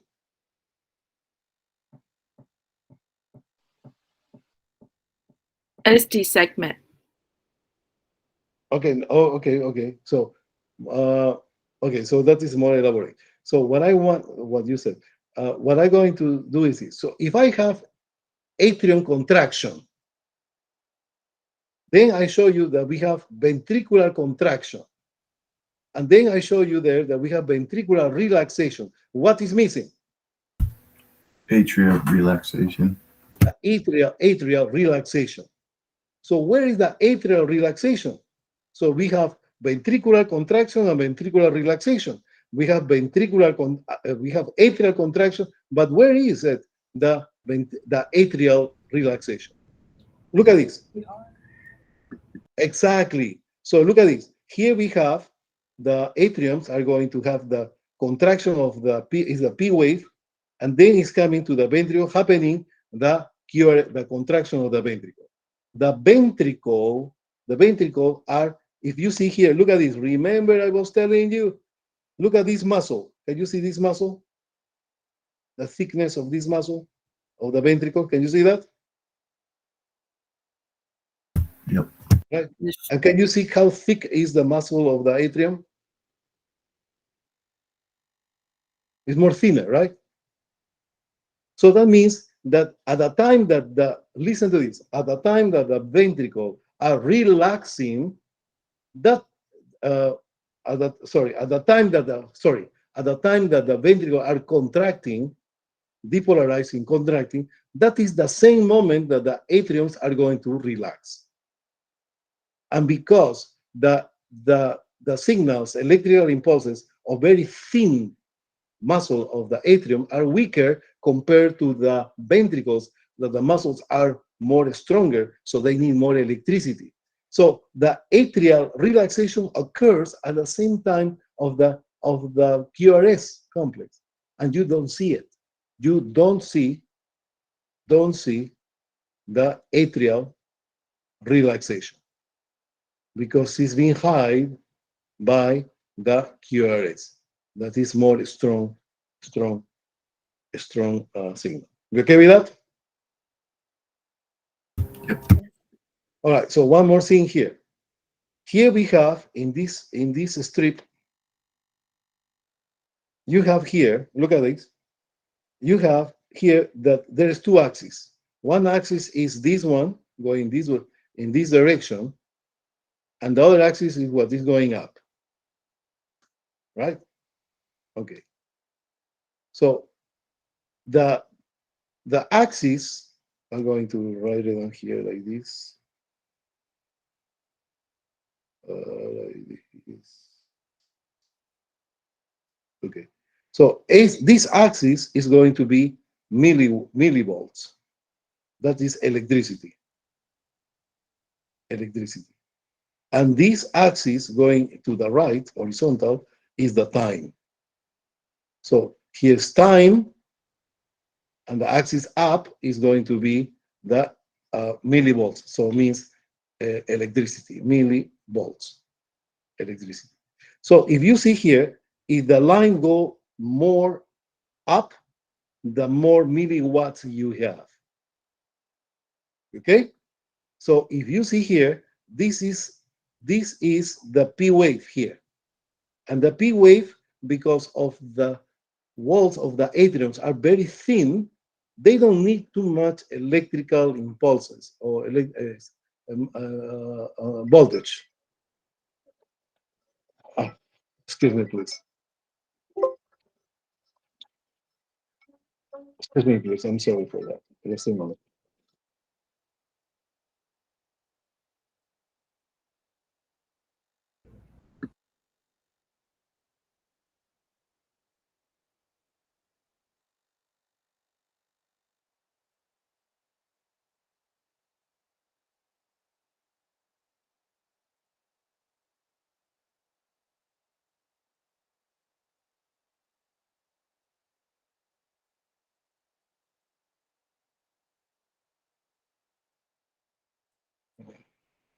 Okay. All right. So the thing is this. Look at this. The QRS. Can you see? Can you hear me? Hello? Yeah. Yeah. If you see, this is the QRS. It's very high, very tall. Why? Because there is more electricity. Because the walls of the ventricles are going to be very thick. In the atriums, this is the P wave, are going to be very small. Why? Because the walls of the atriums are very thin. So they don't need that much electricity. Is that clear?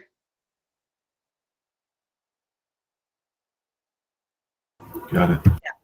Okay. Okay. All right, so we are going to talk about some few things that I really want you to know. So some concepts, okay? So I want you to be ready, even though we are not going to be able to finish the rest. I'm going to please want you to, You can use a video that is, I think for this class is a video or no? Yes, there is, Dr. Chi. Yeah, try to use that video. I'm going, basically what I'm going to ask in next exam, I will tell you, I'm very fair, is about heart. I'm going to talk about vessels a little bit, but basically heart. Okay, the class is actually very long, so actually I would like to finish, but I will try to do it. But let's see how it's. All right, but let's finish this first.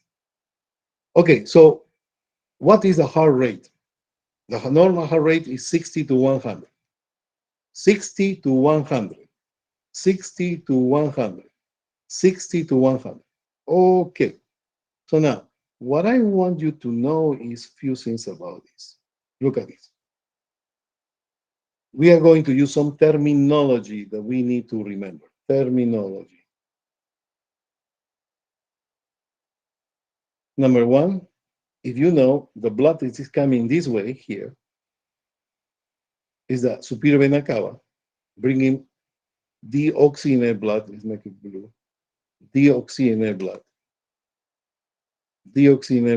into the right atrium. And from the inferior vena cava are going to receive the blood to the right atrium too. This blood, this returning blood, the returning blood to where? To the right atrium. This returning blood is called the venous return. Venous return. Venous return. Okay? Okay, I'm going to write down, this is coming for the exam. Venous return is the volume, the return volume. Returning volume. That is the same to say preload, huge. This is like your first name and last name. Preload. Preloading is the amount of blood that is arriving to the heart. Is that clear? Yep. Okay. Then we have here that the blood, when it's in the right side of the heart, on the right side of the heart, here are going to be blood here. This blood, when they are going to have ejection, mean contraction, they are going to go out through the aorta.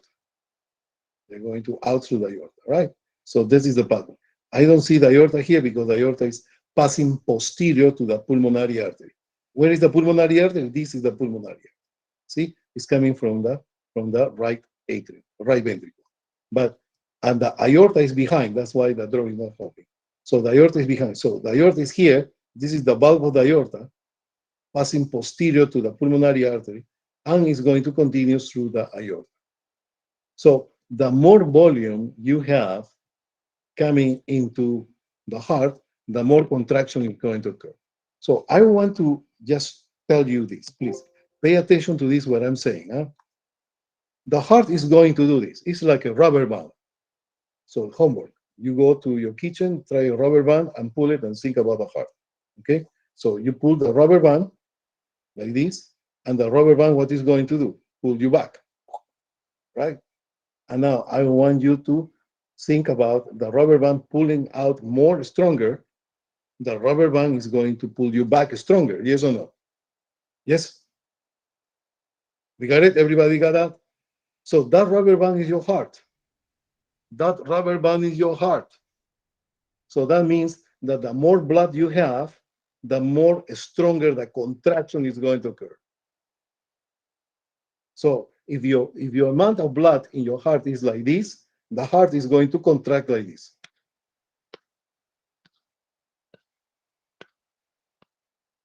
Because they need to push less blood. So the heart is doing less effort. But if you have more volume of blood, like this, the heart need to, more volume, they need to push harder.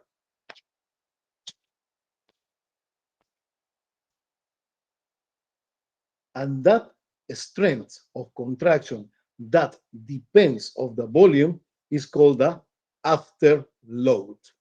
Afterload. I'm going to write it down. What is the afterload?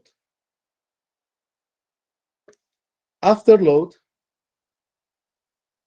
is the force of contraction of the ventricle. That is the afterload. I'm going to put it here. Afterload. Afterload.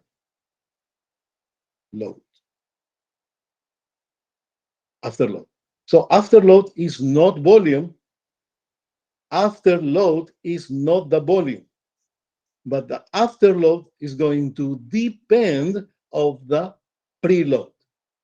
The more preload you have, the more blood is going to arrive to the left vein, to the left heart. So the more volume of blood in the left heart, because there's a lot of preload coming from, right? So the heart is going to distend even higher, more, much more. And the force that they need to do in order to eject that more volume is going to be higher. That is called the afterload. Afterload is related to pressures. Preload related to volumes. You okay with that? Yep. So it's clear the term afterload and preload. You okay with that? All right, perfect. So now, there is other terms that we need to remember. I need the white. Okay, there you are. Listen to this. Okay, so blood pressure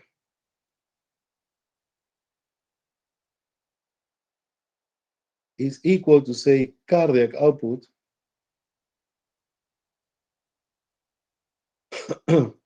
times, I didn't say mass or plus or minus or divisions, times the peripheral resistance.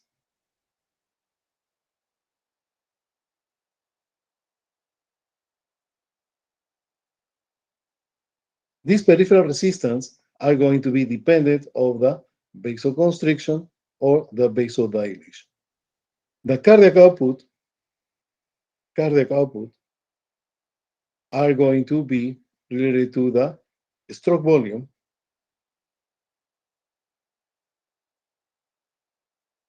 times the heart rate. Okay. Okay, so I want just to go here. Look at this, please, please, please, please. Don't miss that. This is huge. If I want vasoconstriction, so that means increasing peripheral resistance, and to increase my blood, that is going to increase my blood pressure. So vasoconstriction, who is doing that? Are going to be the alpha 1, correct? Vasodilation are going to be done by alpha 2. Alpha 2. Okay. So we have here the heart rate are going to basically, that is going to be affected by the beta 1, beta 1, beta 1, beta 1, beta 1, beta 1, beta 1. Remember, beta 1, you have one heart. So what is doing the beta 1? Beta 1 is going to increase the heart rate and increase contractility.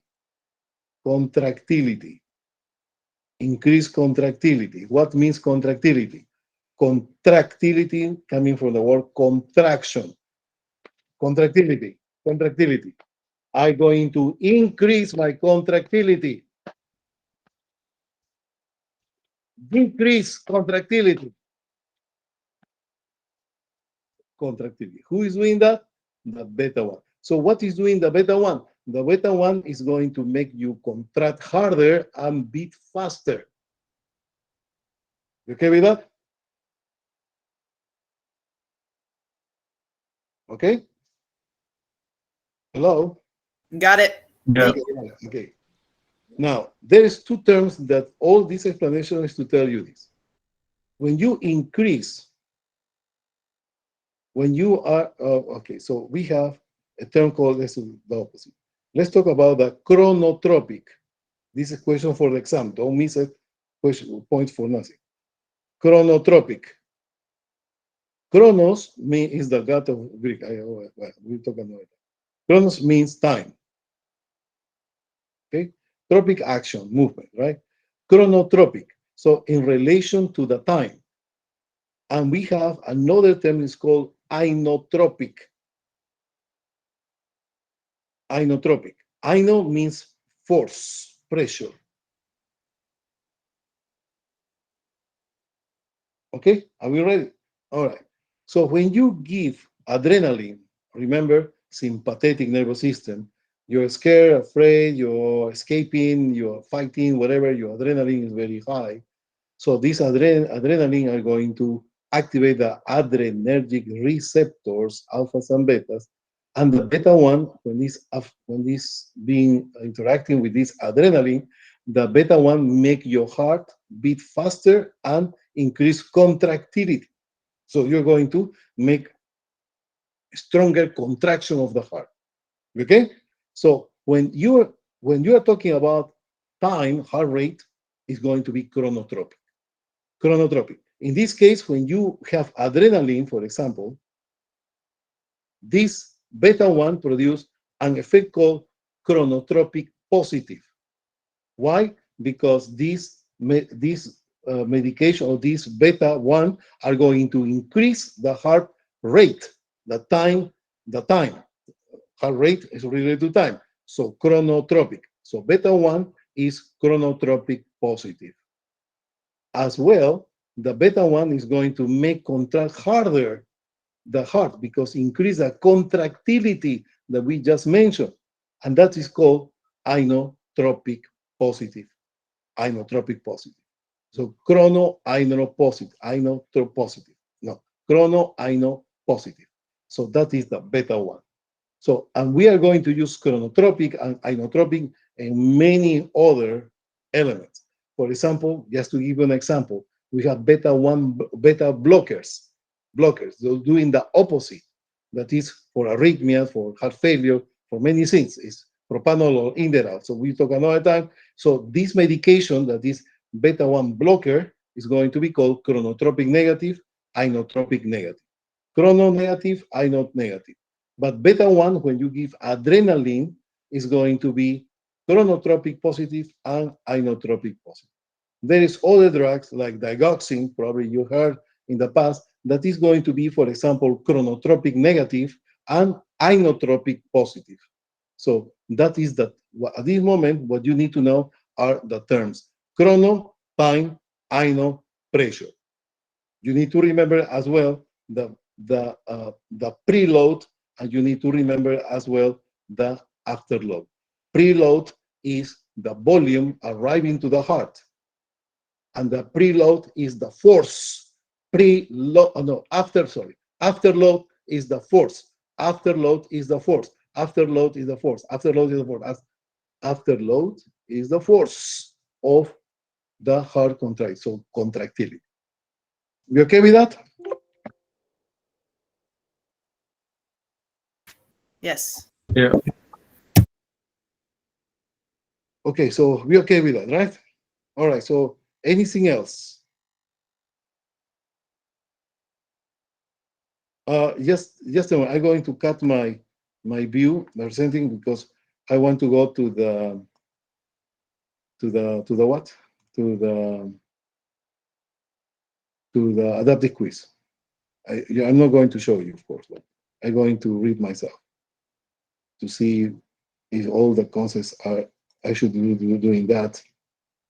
So that was my plan to do in tutoring. But we will do it. We will do it. Okay. It's okay.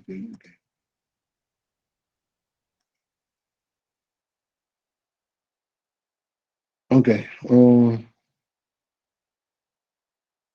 Okay. All right. So one thing I want to go is this. There is a medication that we need to know.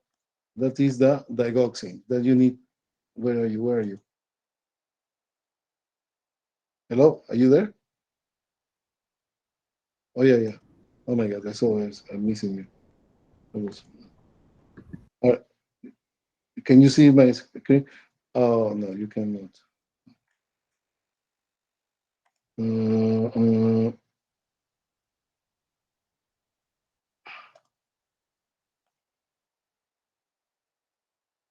All right, so what I want is just to remember this. Okay, number one, we have adrenaline that is going to affect the beta 1. This beta 1, what is going to be is this is an adrenergic receptor, as we remember.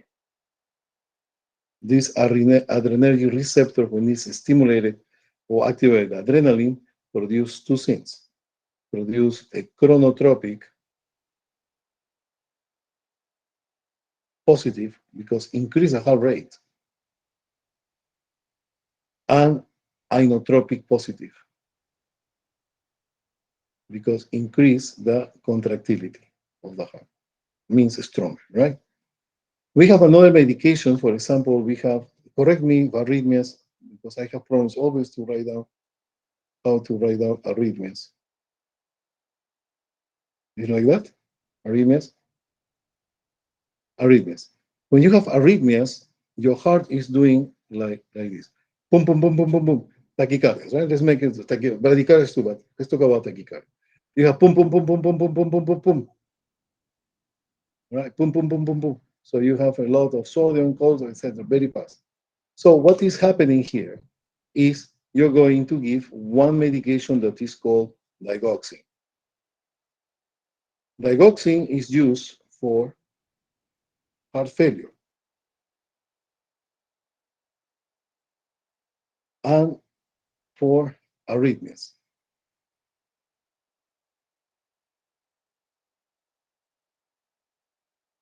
Digoxin is called the lanoxin, digitals, whatever. So just remember digoxin. And this digoxin have an effect to control the arrhythmias. The digoxin is going to be a chronotropic, negative or positive. What do you think?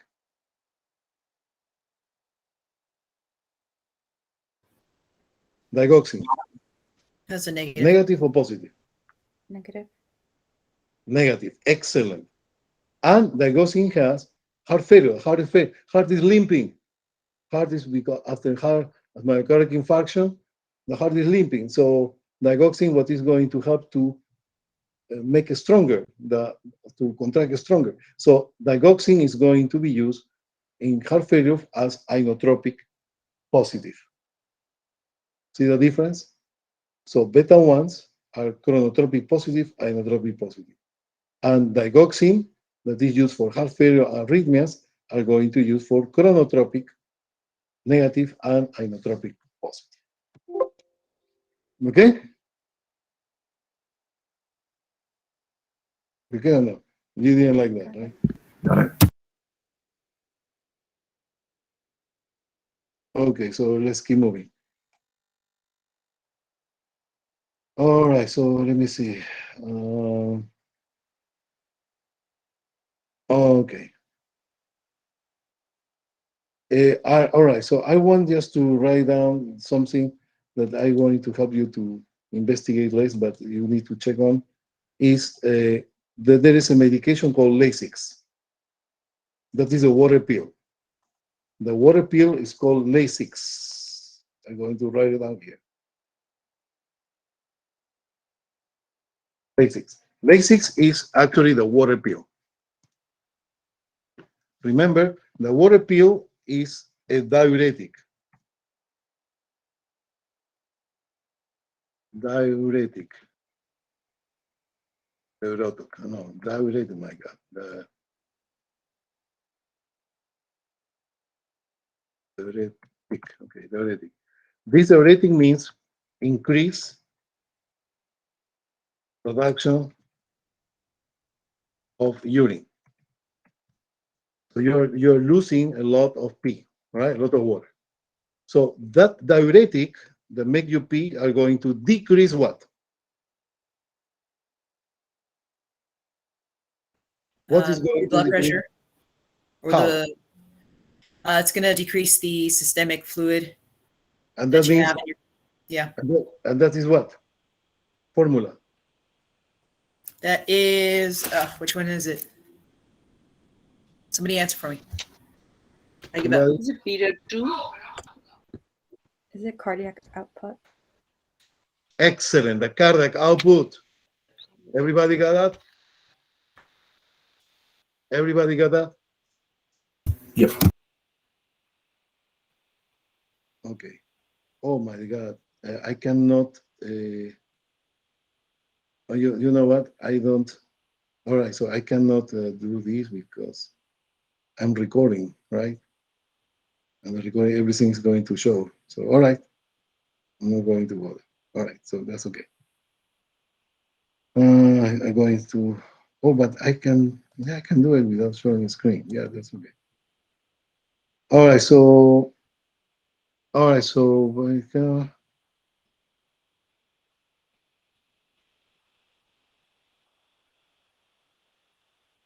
Okay, so basically I review all that. So you have 37 questions for this part.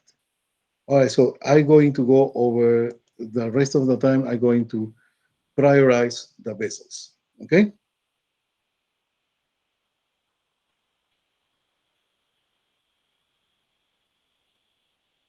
Oh, by the way, who is giving blood supply to the heart? If the heart is going to pump out blood for the rest of the body, who is giving blood supply to the heart? Coronary arteries. Everybody got that? Yep. The coronary arteries, okay? The coronary arteries are going to, what is the origin of the coronary arteries? The origin of the coronary arteries are going to be this one. Look at that. This is the aorta. The aorta is coming, this is the aorta here, the aorta is coming from the left ventricle, right? And here we have the branches of the aorta are going to be the right coronary artery and the left coronary artery. Okay, they measure about 4 millimeters diameter.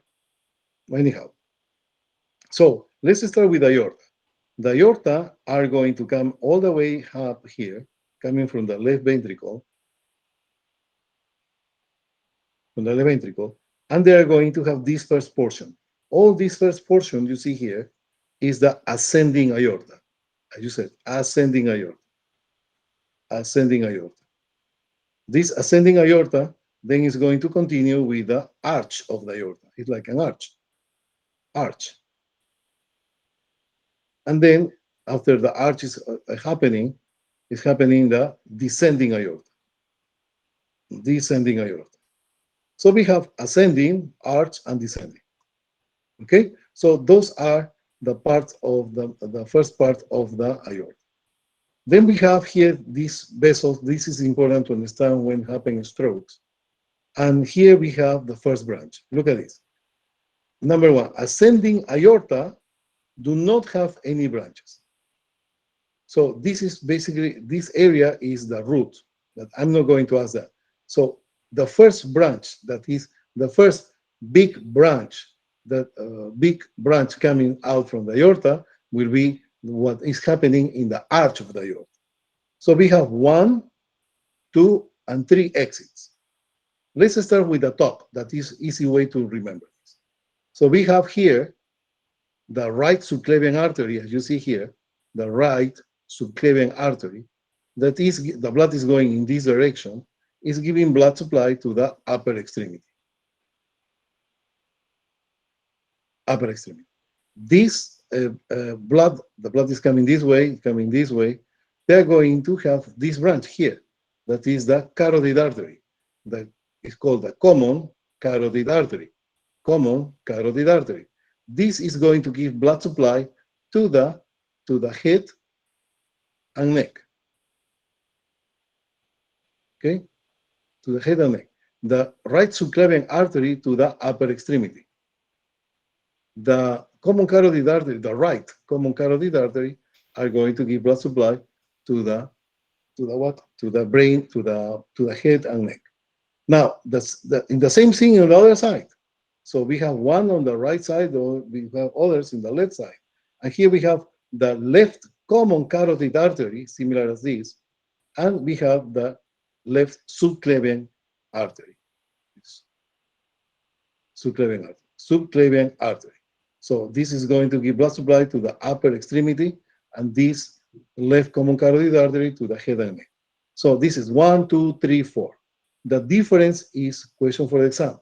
Here we have the first branch that is coming from the aorta is what we call the brachiocephalic trunk. The brachiocephalic trunk. Brachio means upper extremity. Brachio means upper extremity. And cephalic means head. And that is what exactly doing. So this trunk, the brachiocephalic trunk or brachiocephalic artery, you can call BCA, all this is the brachiocephalic trunk, are going to divide, are going to bifurcate, a Y division, giving the common carotid artery and the subclavian. That is on the right side. On the right side. On the left side, there is no brachiocephalic artery because the subclavian artery and the common carotid artery are going to arise directly from the arch of the aorta. Okay? Okay? Got it. Okay. Now, the arch of the we have, let me see if I have a picture. There you are. Here we have, this is what we call the root. This is where it's coming, the coronary arteries. The ascending aorta, there is no branches at all. The branches start to go into the arch of the aorta. 1, 2, 3. One subclavian artery, then the common carotid artery, subclavian artery. 1, 2, 3, 4. 2 on the left, 2 on the 2 on the right, 2 on the left. But are coming from the arch of the aorta. Then we have all the descending aorta, all the descending aorta. The descending aorta are going to go through the thorax. They're going to pass through the thorax. So that's why it's called the descending aorta or descending thoracic aorta, whatever you want to call. But this is aorta that is passing through the thorax. Then from the thorax are going to pass the diaphragm. The diaphragm is going to be perforated at the level of T12. Well, we don't care. So it's going to perforate the diaphragm. And the diaphragm, then below the diaphragm, is going to give the descending, this is descending again, abdominal aorta, all this. And then here is the bifurcation, so the division. Take your navel, touch your navel, that navel area, a little bit to the left, a little 1 centimeter down, that is the area where the aorta is going to divide into. And where they go to the lower extremities. All right, so let's talk about the vessels of the abdomen. So here we have, look at this. Here we have the diaphragm. This is the diaphragm, and that is the abdomen. Above this was the thorax. So what we have 3 branches here. 3 branches that you need to remember. So please, question for example, we have the celiac trunk. Celiac trunk is the first branch of the abdominal aorta. Abdominal aorta. The first branch is the celiac trunk. The second branch is the superior mesenteric artery, or called the SMA. And the third one is here. This is the SMA here. This is the IMA here. Is the inferior mesenteric artery, the IMA. Very important when you're using vasopressors. So we have 3 branches, right? 3 main branches. So this celiac trunk is called celiac trunk or CT, celiac trunk, are going to give blood supply to the liver, stomach, and spleen. So celiac trunk. So if you remember, it's very easy. If you remember the 9 regions of your abdomen, the hypochondrium, right and left hypochondrium, and epigastrium, that first row of the regions are the ones who give blood supply the celiac tract. Everything that is in the first row, liver, stomach, spleen, pancreas, they are going to be actually the gallbladder. All these first row of the regions are going to give blood supply by the celiac tract. The superior mesenteric artery is actually at the level of L2. They're going to be below the celiac tract, and this superior mesenteric artery is going to give blood supply. Remember, anatomical position, we have this is the left side of your body, this is the right side of your body. The superior mesenteric artery is giving blood supply to the right side of the intestines. So all these branches you see here are going, if you divide in oblique, or you have the right and left, the right side of your abdomen, you have the small intestines, the large intestines, all of these are going to be giving blood supply by the superior mesenteric artery. Superior mesenteric artery.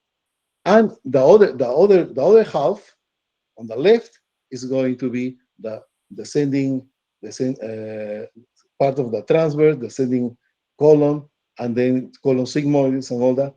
On the left side of the small intestines, that is the inferior mesenteric artery. So we have three main branches on the abdominal aorta: celiac trunk, SMA, and IMA. Celiac trunk, SMA, and IMA. All right, so there's three branches. So celiac trunk, the first row of the 9 regions, right? Then we have the right side of the abdomen by the SMA and the left side by the IMA. So that's going to be a lot of side effects you will learn later on. And we have what we call mesenteric ischemia that is going to be learned later on.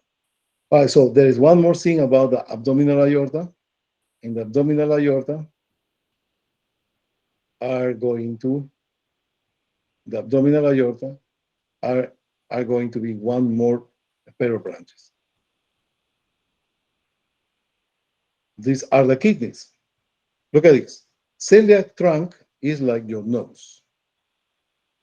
So your body is your aorta and your nose. The nose means, what I'm trying to tell you is that if your aorta, the celiac trunk is going to start anteriorly. So like your nose, like this. The superior mesenteric artery below, but similar as your nose as well.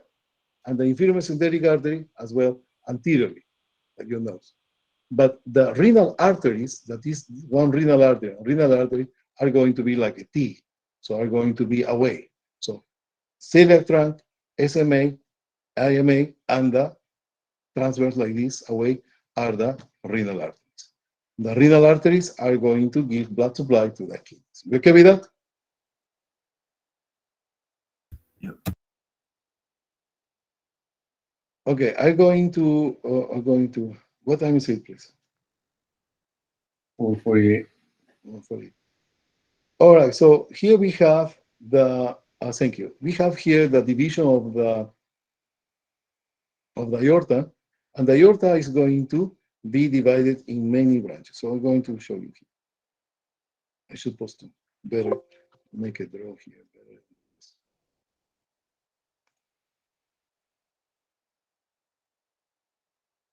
This is the aorta. I'm going to make a line to make it easy. This is the aorta. And the aorta is going to divide in 2 main branches. These are the common, the blood is coming this way, right? That is the common iliac arteries. So artery with, and this is CIA, the CIA. So we have the right CIA and we have the left CIA. Common iliac artery. So this is the common iliac artery, CIA, common iliac artery, CIA, common iliac artery. This common iliac artery then is going to get divided into, we have the what? The internal and then the external iliac artery. So we have internal and we have the external iliac artery. So this is the internal, because they go in, iliac artery, another internal here, iliac artery. This is outside is going to be the external iliac artery, and this is the external iliac artery. This internal iliac artery, they are going to give blood supply to the pelvis.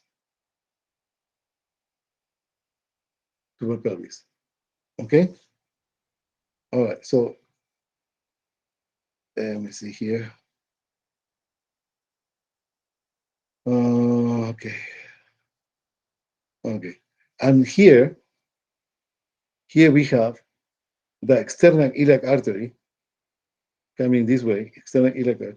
If you touch your groin, so this is your groin here, and the external iliac artery passing this way towards in the middle point of your groin is where it's passing the external iliac artery.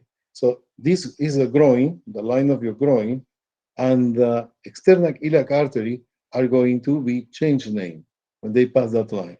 It's going to be called the femoral artery.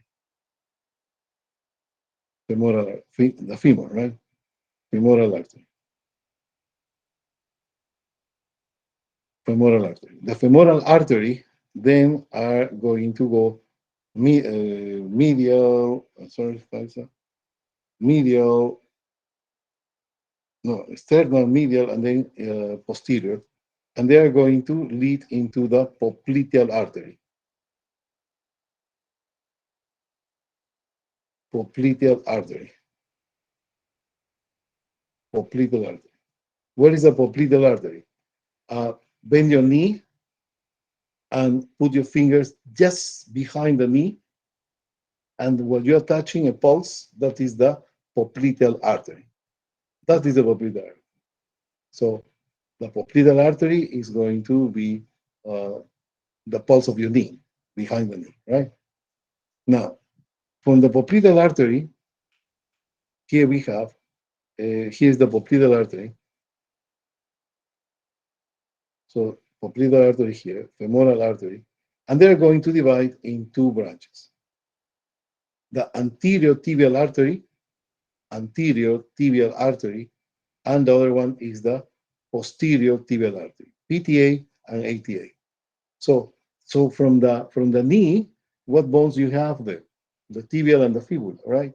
So the fibula is called fibula, is the same to say peroneal. Okay, so we have the posterior tibio peroneal.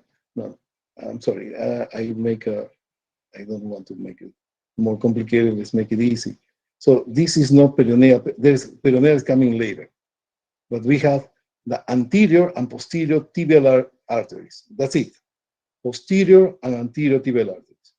The anterior tibial artery, what they want you to know is this, is the dorsalis pedis. Dorsalis pedis. So this dorsalis pedis is part of the pulses you're going to check later on. So you need to know what is the dorsalis pedis. So the dorsalis pedis is here. If you go home or go to your house and you take your shoes, your socks, and put behind here between the at the level of the second toe. This is first toe, second toe, third, and fifth toe, right? Between the first, second toe, sometimes on the second toe, go all the way up until this area, this bony area, and make your fingers there, palpation. That is actually the dorsalis pedis. That is branch of what? Of the anterior tibial artery. Anterior tibial. And the anterior tibial artery is coming from the popliteal artery. And the popliteal artery is coming from the femoral artery. And the femoral artery is coming from the external iliac artery. And the external iliac artery is coming from the common iliac artery. And the common iliac artery coming from the aorta. All right, so the posterior tibial, the dorsalis pedis is a branch of the anterior tibial artery. This is a very important pulse. Why? Because people have problems with circulation, especially elderly people. And these, you need to check the pulse. If you check the pulse you need to compare the right with the left. If you compare the right with the left, they have the same amplitude, the same quality, the same intensity, the same. So basically the pressures on one side, on the other side, should be the same. If there's one that is diminished on one side, that means that there is blood circulation problems on that side. ¿Me queda vida? Yep. Okay, so here we have the axillary artery. So the axillary artery, if you remember, I want just to show you here. This is the upper extremity. In the upper extremity, we have, this is the arch of the aorta. Here we have the brachiocephalic trunk.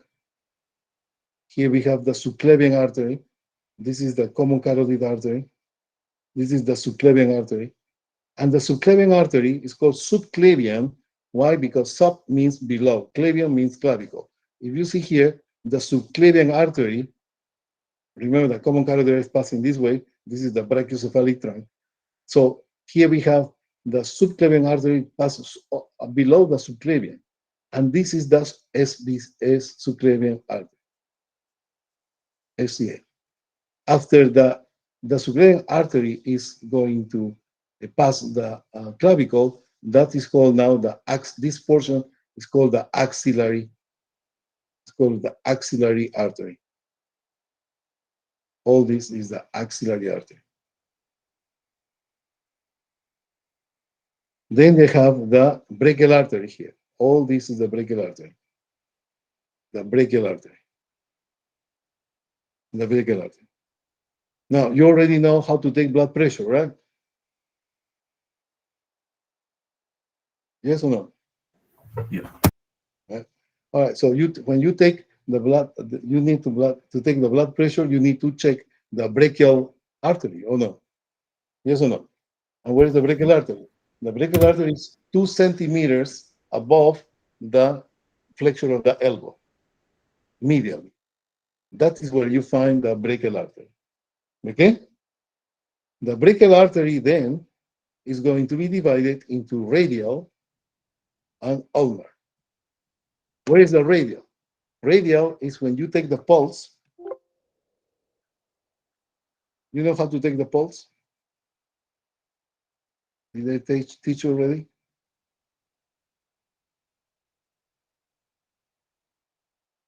Hello? Yeah, it's upcoming in Vital Signs this Friday. But yeah, we're reading up on already. Yeah, some people, they use 2 fingers. I use 3 fingers. So I will tell you next class when I see you. So what is the radial? Alma, what is the radial? Close to my thumb or to my pinky? Your thumb. There you are. Thumb, right? Thumb. So that is the radial artery. And what is under? That's your ulna.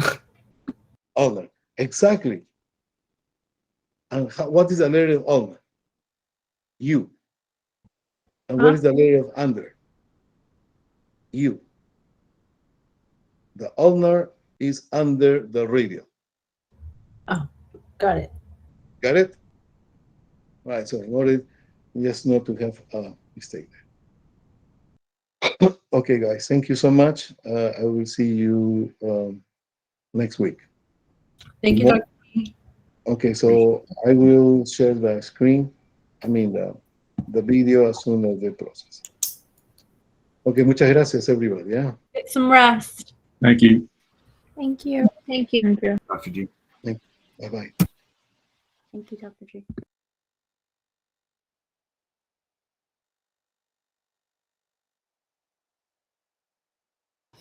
Dr. G,